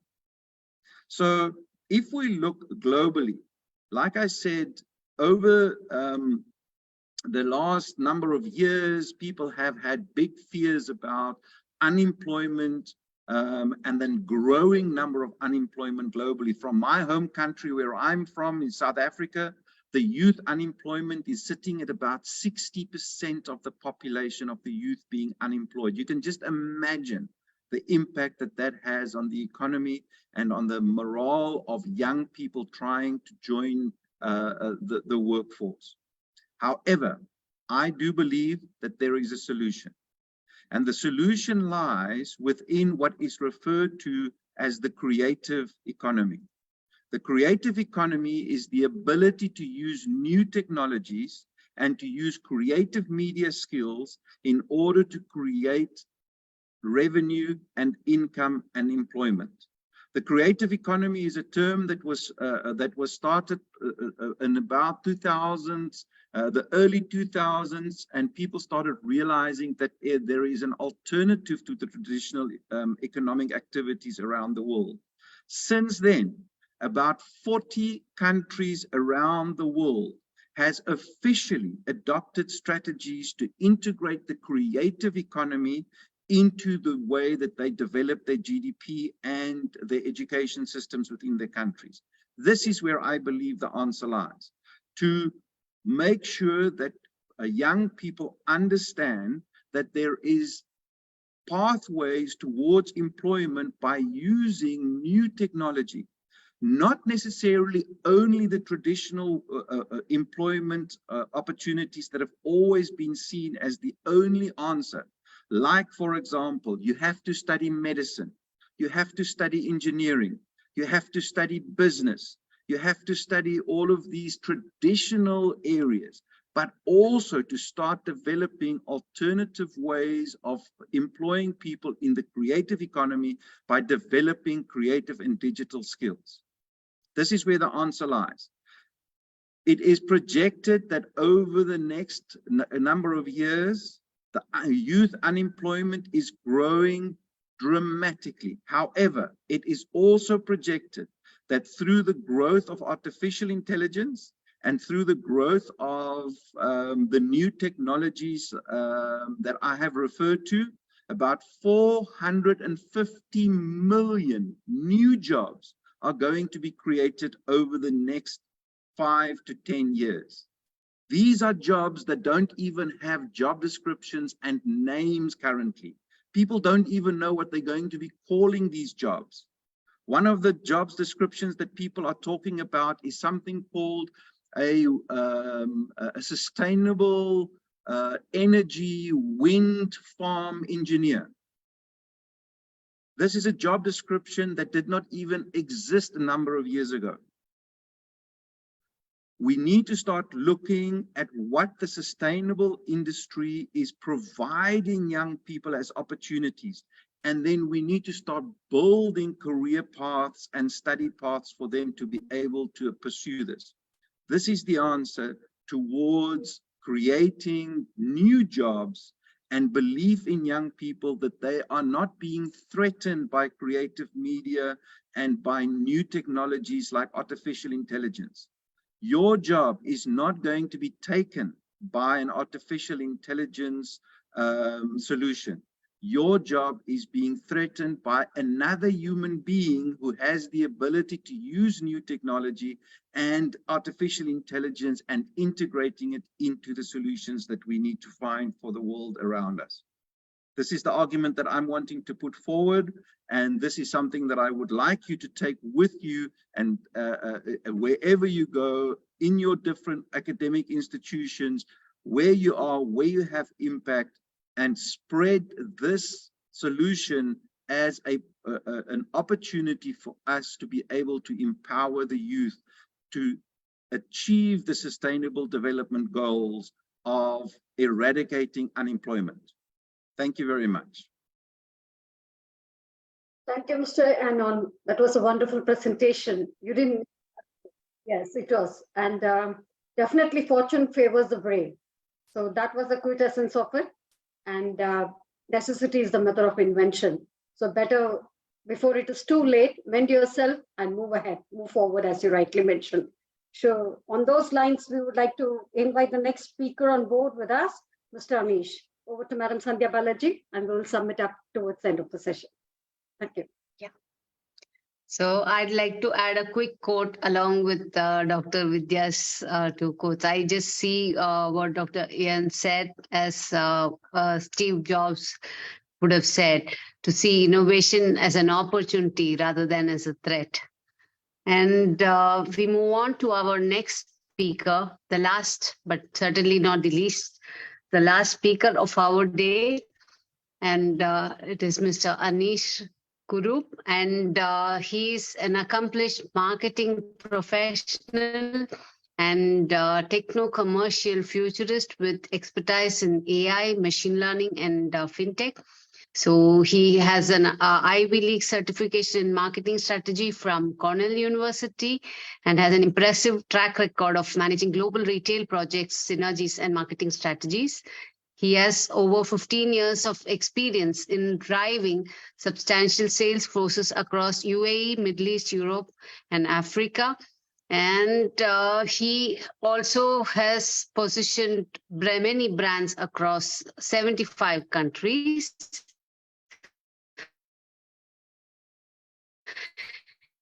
And there are lots and lots of things to say about his career. Has taken him to over 60 countries, where he has delivered keynote speeches to more than 50 global conferences and exhibitions.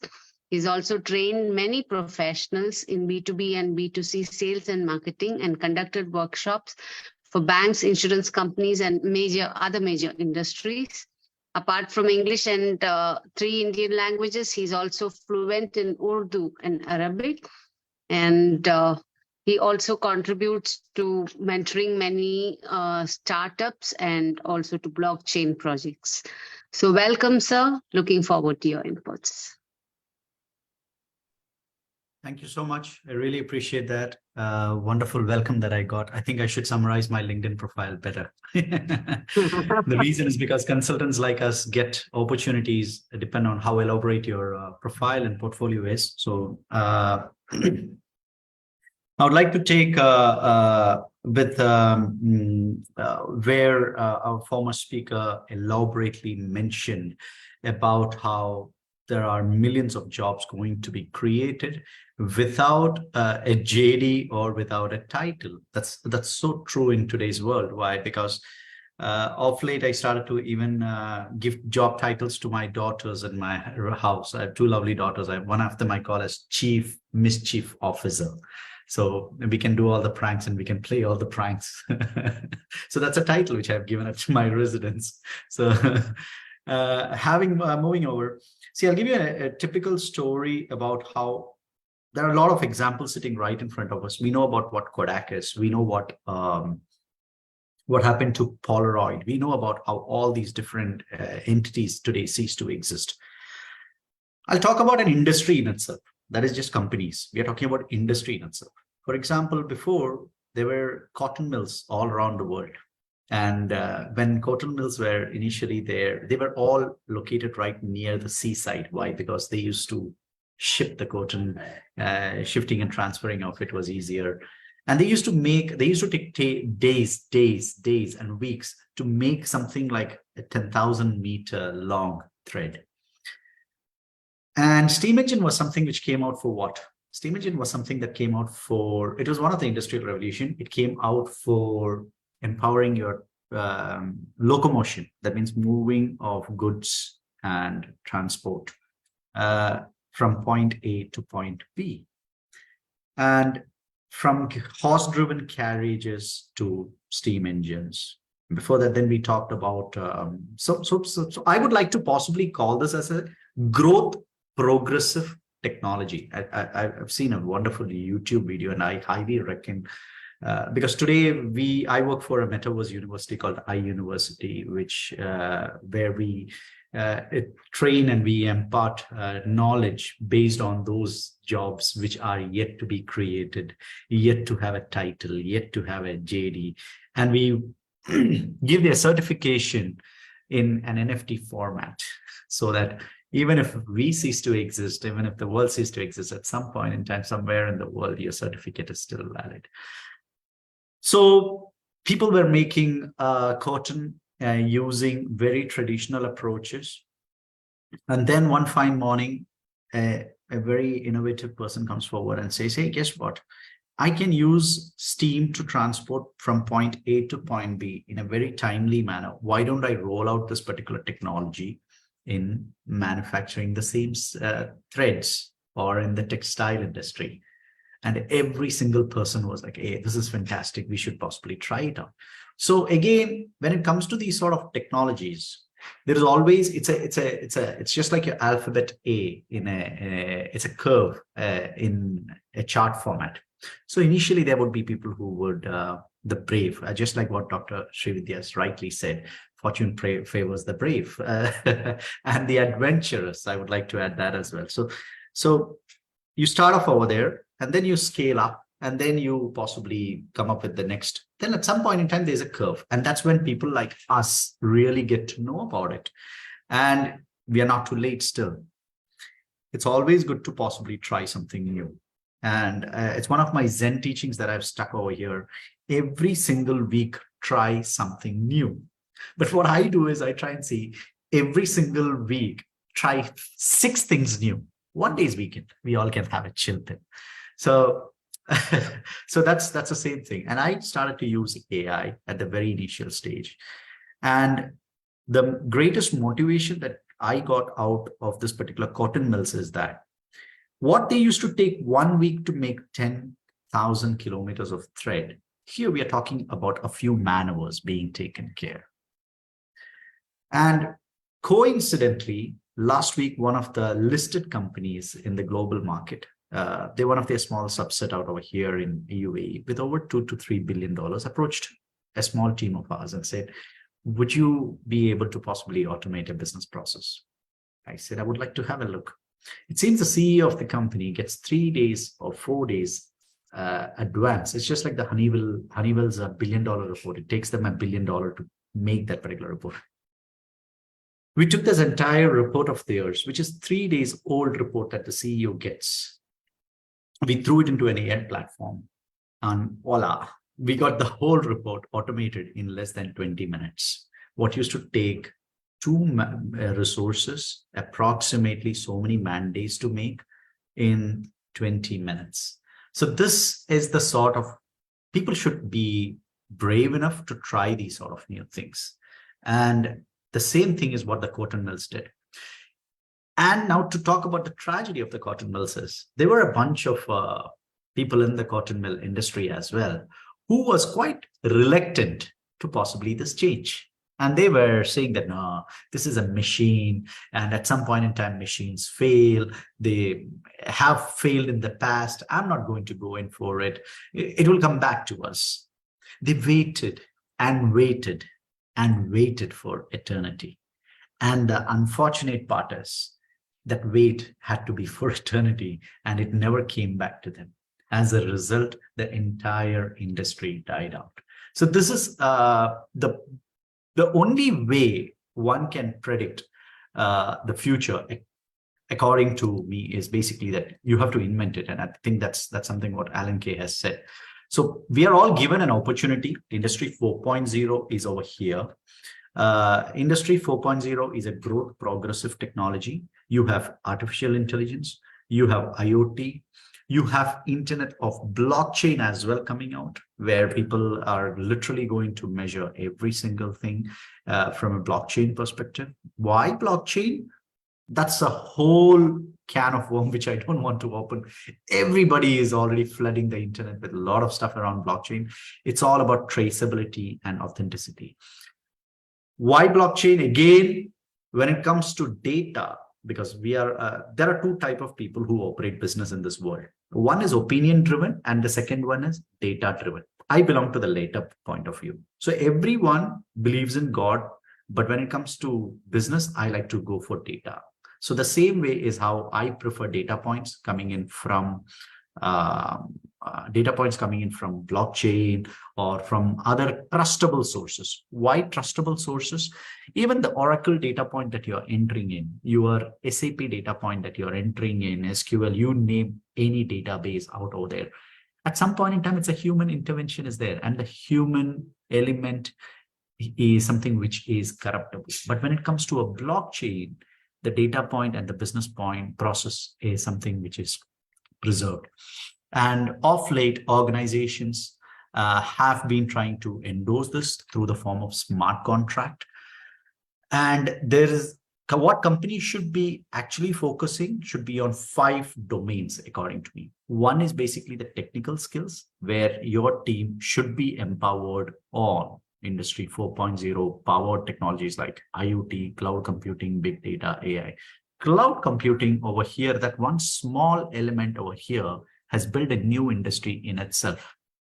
I'm sure that you all can take a wild guess as well. It's gaming as an industry, because that's what something I and Dr. Srividya spend hours speaking, because I do advisory for gaming companies. And you know who's my youngest beneficiary of this particular thing?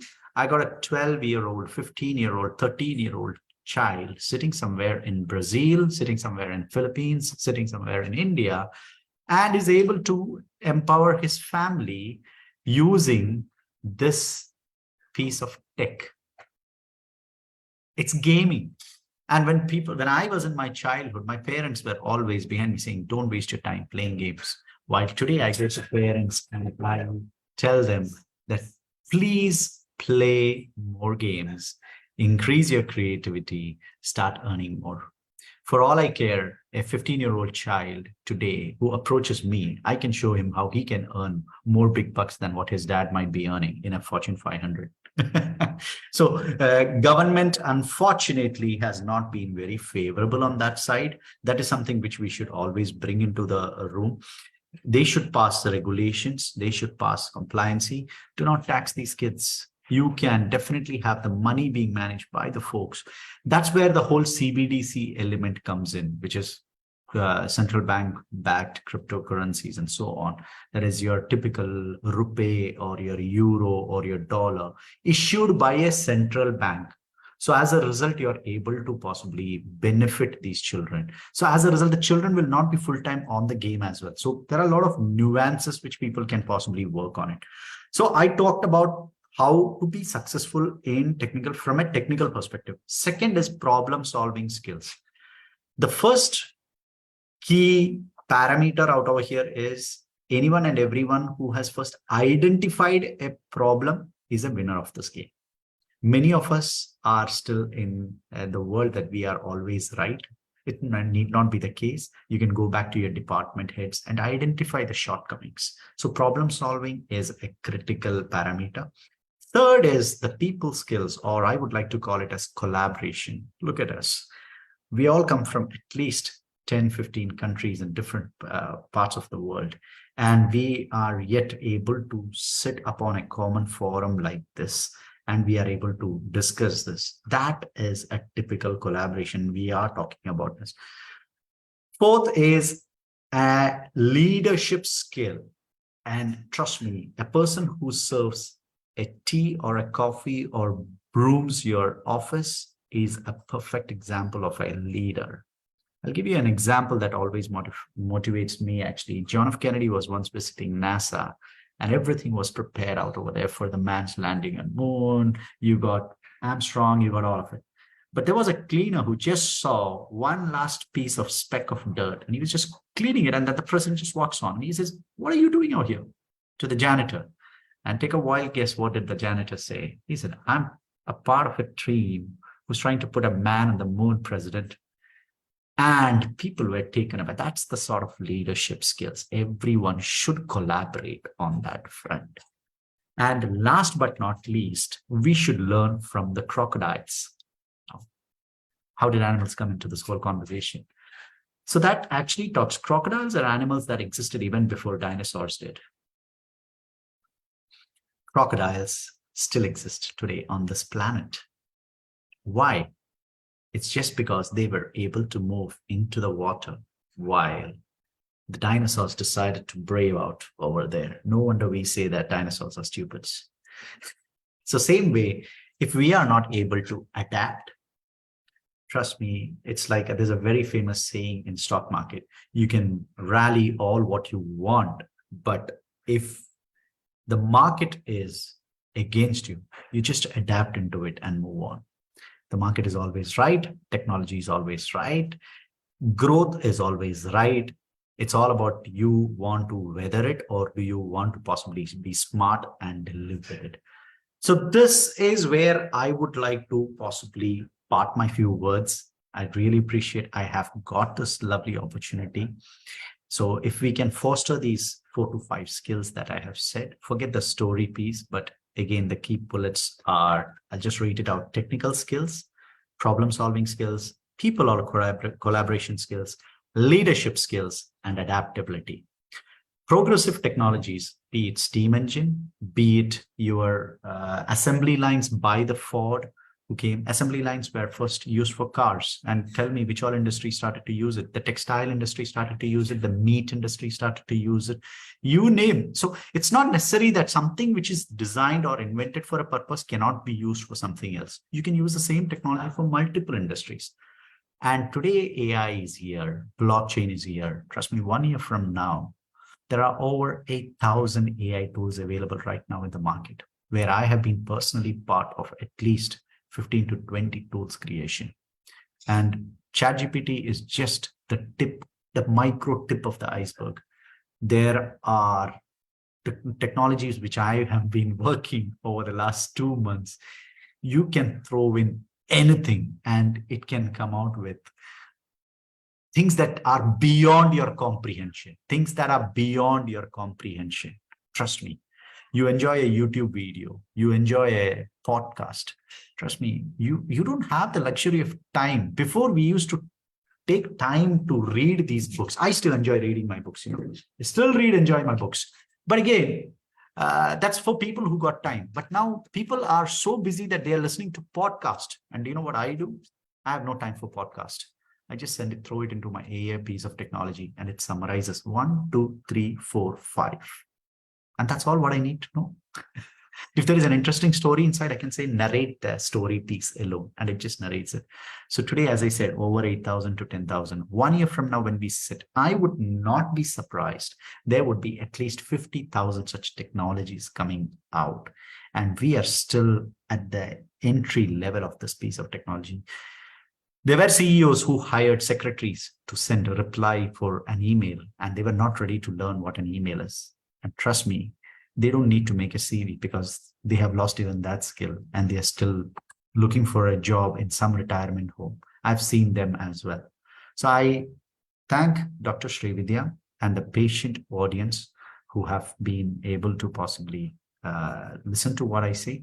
And last but not least, I'm here on behalf of iUniversity, which is a metaverse university, because we are getting ready. I know the metaverse is still far away from reality and far from being available, but we got the university set up for this particular purpose, because we know that JDs will come. Without JD, jobs will come. Without title, jobs will come.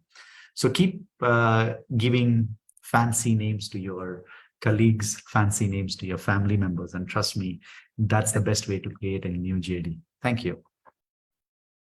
Well, that was again an outstanding presentation from Mr. Anish, and summarizing it along with Jan on, definitely, innovation. Innovation includes new ideas, processes, technologies, production methods, and business models to make not the society sustainable, to make ourselves sustainable. If you want to be sustainable, if you want to be present here, definitely you should evolve, you should change. And it's definitely an important driving force for a very strong, sustainable, and balanced growth. And innovation, as I was mentioning, innovation can also ensure that growth is inclusive. Aside from all the economic and the business effect, innovation is going to help us tackle all the social and environmental challenges at the local and the global levels, definitely. Stimulating innovation can be a key driver for a long-term sustainable development, that is SDGs 9, to be very specific, SDGs 8 and 9, to be precise. In 2016, G20 agreed upon this blueprint of innovation growth, which focused on the international cooperation that was mentioned as equity and partnership, and we have elaborated through and through our program on innovation and new industrial revolution and digital economy will help us boost the economic growth and the innovation, reduce the gaps and the lags, and strengthen. That's what Mr. Anish was mentioning about the threats. That is to reduce it, to reduce the gaps and lags, and strengthen the means of achieving the 2030 agenda of AAAA. So the G20 members encourage the enhancement of the synergy and the cooperation in our respective national and international systems, involving a wide range of catalysts, actors, stakeholders, building dynamic innovation ecosystems. We have heard it from Mr. Yan on a little while ago about the HR related aspects which are related to the Industry 4.0, following through with from Mr. Anish, talking about how to become sustainable, how to recoup ourselves, regenerate ourselves such that we are able to adapt and face all these challenges and combat them with all pride and purpose. And it will intensify the cooperation on creating a global environment that facilitates the lawful access to science and technology promoting voluntary knowledge sharing on mutual agreed terms, and enhancing the good practices to enhance innovation in the area of sustainable development. So let's all put our hearts, mind, and soul to work on the intellectual property rights. As Mr. Anish was mentioning, data handling is very crucial. There is so much of security, safety aspects that we need to look into. Definitely, we'll take everything and take it forward to the higher levels of economic productivity and sustainable development through facilitating innovation, new industrial revolution, digital economy, and the Industry 4.0, with special attention to the low income and the developing countries. Thank you so much, Mr. Anish. Over to Madam Sandhya Balaji. Or Dr. Virginia, would you like to add something? Thank you. Oh, thank you. I'm extremely excited about Dr. Anish's proposal. And I think that if we listen to today, there's some things that were pointed out that are very important. Human capital will always be human capital. We need to invest in our people. We need to invest in making sure that they belong and they're updated and they get integrated into these technologies that are transformative. We need to stop fighting and we need to surrender that what's really coming through, because I think that many times other generations want our younger generations to behave the way that we were. You know, we are history and we can learn from history, but we need to move forward. I also think that agriculture, and I'm going to go back to Mr. Anish, but agriculture, going back to basics, food security, to have humans, you need to feed them. So we need to make sure that that is of utmost importance. But going back to the jobs that haven't been created, going back to all these young people with so many ideas, with so much empowerment in their hands. And I'm talking not about a 25 or 30-year-old, but like you just said, a 13 and 14-year-old that are actually using critical thinking to figure things out. You know, why don't we harness that power? And why don't we stop thinking that they're just kids and really start using them and understanding that they know where they're going? They were born with this. We were not born with this. So I'm extremely excited for a university in metaverse. I am totally excited. I think that IIU is there, you know, and the fact that we're all here on an IIU platform really is the example of that. So I was very excited about the entire day today, and the fact that we ended with this note saying we need to move, we need to be updated, we need to really surrender to what's coming, not think that it's bad. On the contrary, embrace it, you know, and really keep what's human. We're all human. We feel, and we will never be overpowered by robotics. We have to stop that notion. They will not control us. We are the humans, but you know, we can't be afraid of what's coming. So thank you so much, Dr. Anish, for bringing that, and really everybody, because the speakers were amazing today. Thank you so much. I just like to take 30 seconds, not more than that, Dr. Srividya, with your permission. Thank you so much, Dr. Virginia. Not just ma'am, anyone out of here would like to possibly think about teaching or training something that you're really passionate about, just feel free to reach out to Dr. Srividya. She'll give you my contact details. And I'm uber excited to possibly see how you could add a lot of value to our Metaverse University. And just like how we talked about the 13-year-old and the 14-year-old, we have a lot of lazy old people who have been working for the last 40 years, 45 years, rich experience. And take a while, guess what we do with them? We bring them as advisors onto different projects, which are started by the youngsters, so that they don't repeat the mistakes that their predecessors have done, and they are still able to add a lot more value. Because what do you do after 60, 65? Are you going to be a hermit living in some mountain? No, definitely no. You still have a big role to play. Indra Nooyi is now conducting master classes. What is that? These are the sort of inspiration. So there are a lot of projects that are still available, which are looking for quality advisors. In fact, there was a friend of mine in insurance segment with over close to 35 years of experience in insurance segment, technology guy, right now advising 2 insurance startup projects in Bangalore. And he says, I get more paid by the startup than what I have from my retirement. He's talking about topping up his apartment. He's talking about topping up his car. He's talking about his amenities. He's 65, 70. He just puts in 5 to 6 man hours maximum in 2 or 3 days. That's all what he does. And these guys come over to meet him rather than he goes anywhere because of the benefit of his age. So I think just not the 14, 15, there is the other extreme as well that is still waiting. And anyone is interested in taking a class B, any subject that you feel, our university is always open. Thank you so much, Dr. Srividya, for this opportunity. And Dr. Nada. Dr. Nada, we would like to hear from you, Dr. Nada.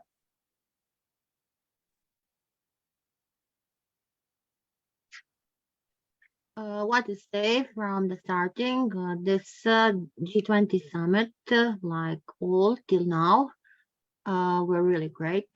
We have an amazing chief guest. We have an amazing esteemed guest from all around the globe. Each one give a big contribution to this day today on this very important topic.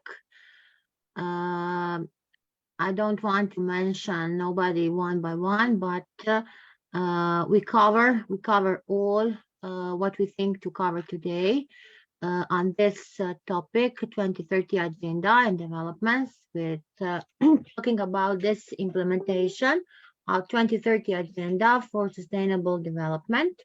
I can say also that really proud that today, as we know that yesterday and today in India is this G20 summit, so we are giving a big contribution to this llU with this G20 with our great Dr. Srividya.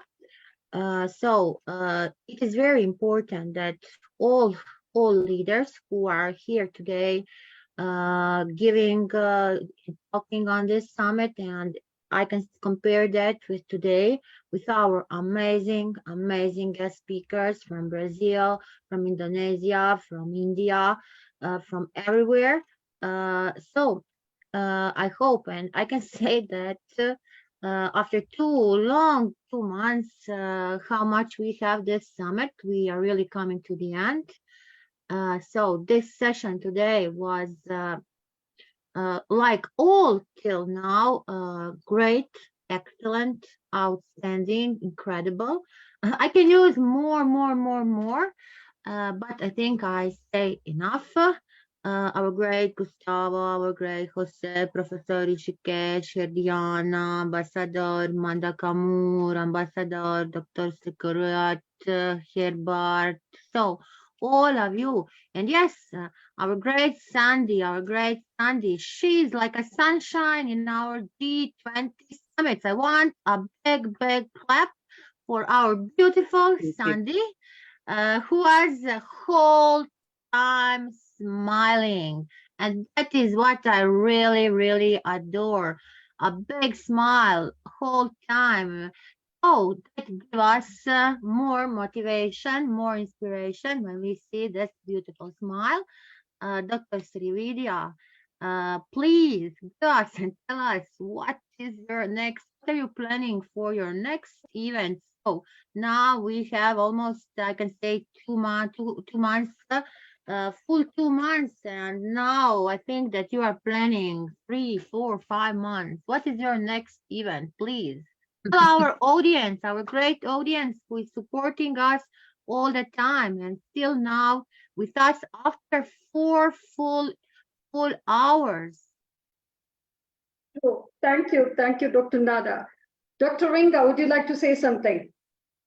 Oh, of course. I congratulate you, all of you. Thank you so much. Congratulations to everyone on this great and very successful summit.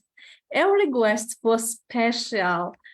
Every speaker's topic was really very important. Thank you so much from the bottom of my heart for sharing very necessary information and for your time. Thanks. Such a summit allows us to grow, get data information on a special topics, Thanks again to all the guests. Thank you. My big respect to all of you. Congratulations to the team for a great job. Well done. I'm very happy today. Thank you so much. Wonderful, wonderful. Yes, Madam Sandhya Balaji. Yeah, should I give a small concluding remark as such? It's not going to be concluding though. We are going to hear from the speakers again. Maybe it may sound like a concluding remark.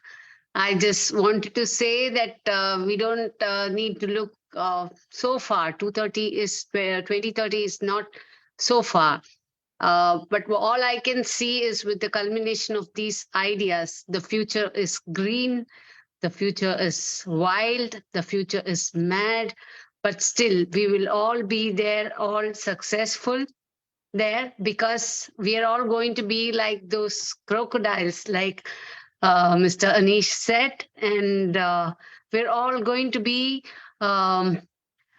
we are going to be proactive, like how his metaverse has emerged. You know, proactive and consistently creative to accept and embrace is all that we need for that sustainable world.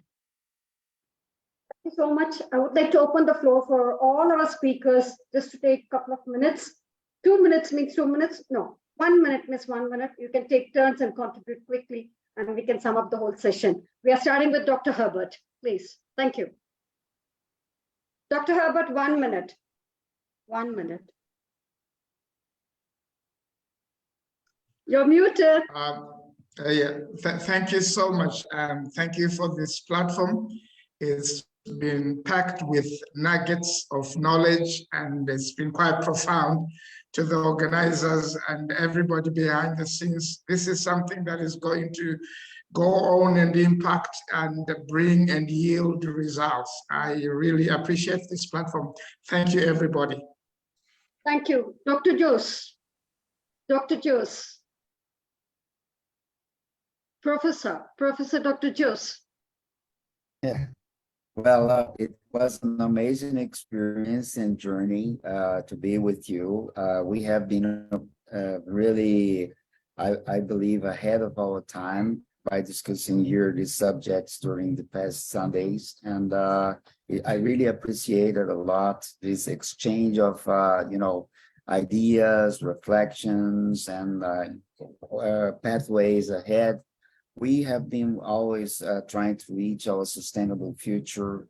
We have been always discussing SDGs and so far, but I believe that mostly we have been trying to point out that it's possible to bring all this very comprehensive, understandable, reliable, truthful content from the agenda into action. So thank you very much for the invitation, for allowing me to be part of this real gathering of minds. I do have the expectations to see and talk and to discuss further with you in this coming future. Thank you very much. Thank you, Professor. Thank you so much. Professor Gustavo, though we are not able to take your tea forward, definitely we take takeaways forward. Well, the bottle is empty now. Thank you so much for sharing and inspiring. See you again. Thank you. Thank you. Dr. Shahid Adibase, thank you. Well, I'm short of word, but I appreciate the platform and everybody. Learn a lot. Yeah, inspired. Thank you. Thank you. Thank you. Dr. Madan Kumar.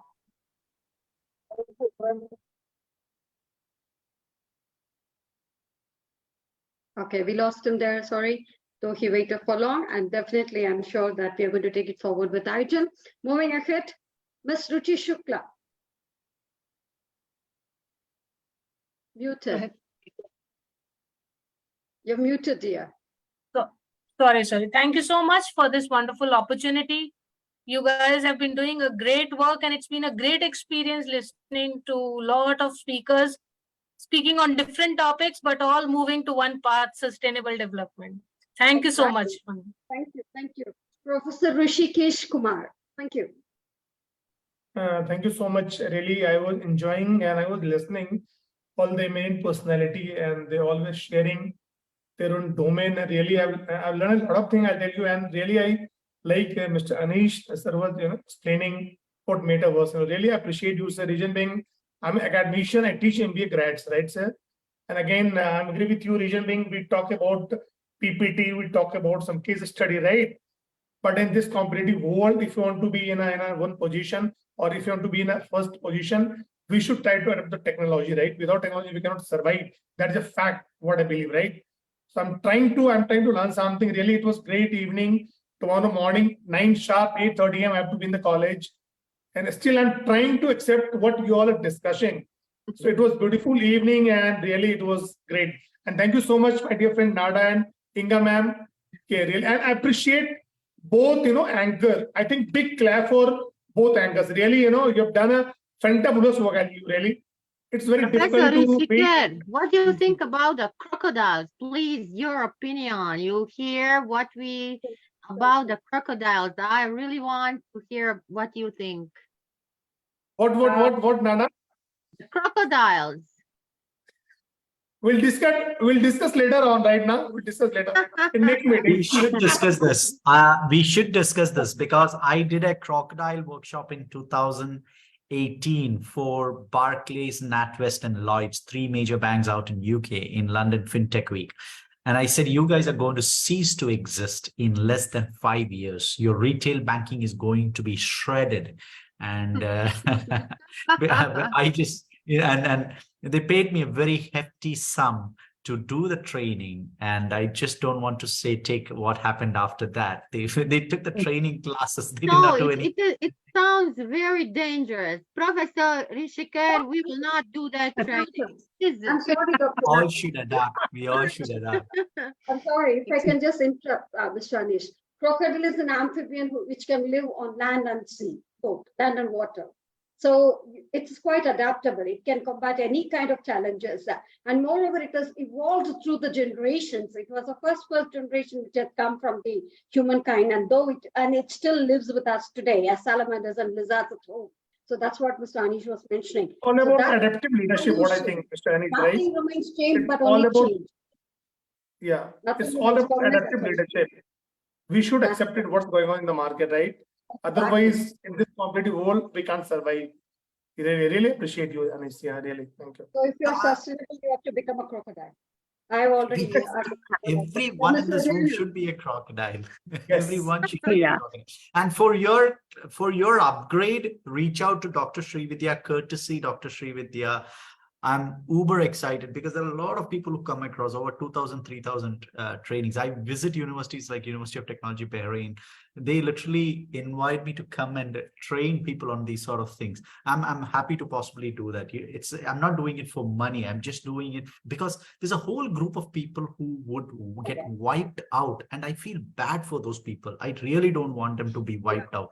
They have phenomenal amount of knowledge. It's all about moving it from here to a newer place. And then they are live, their business is open, So respected Anish, we are waiting you. You are welcome. We want to have that training. Hadiana, if you're there, we could see you there. We would like to hear you say words. Yes, I'm still here. So thank you so much to all speakers. I have learned a lot from this session, and I do really Your camera is turned, Hadiana. Yes, I turned off the camera because I just turned off the light in here because there is some electricity problem. And yeah, I think congratulations to all the organizer, and I do really like how the organizer picked the topic for each week because it has been long months, long weeks, and every week we got so many new things. Like I think I have joined 3 times, and each session really bring all the new knowledge, and I think all participants can unlearn and learn something new from our session. So it's really beneficial not only for the participants but also for the speakers. So it's really grateful to be here, and also congratulations for the grand success. And yeah, I think that's really great opportunity for us to grow. Thank you so much once again. Thank you so much. One last thing which I would like to do with everybody as such, we're going to give me high five. Everyone, high five means high five. Exactly, high five. People. I don't hear you. Unmute yourself. Say people. People. People. Planet. Planet. Planet. Planet. Prosperity.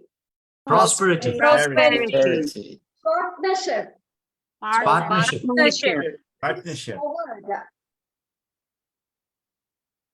Sorry, I can't hear you.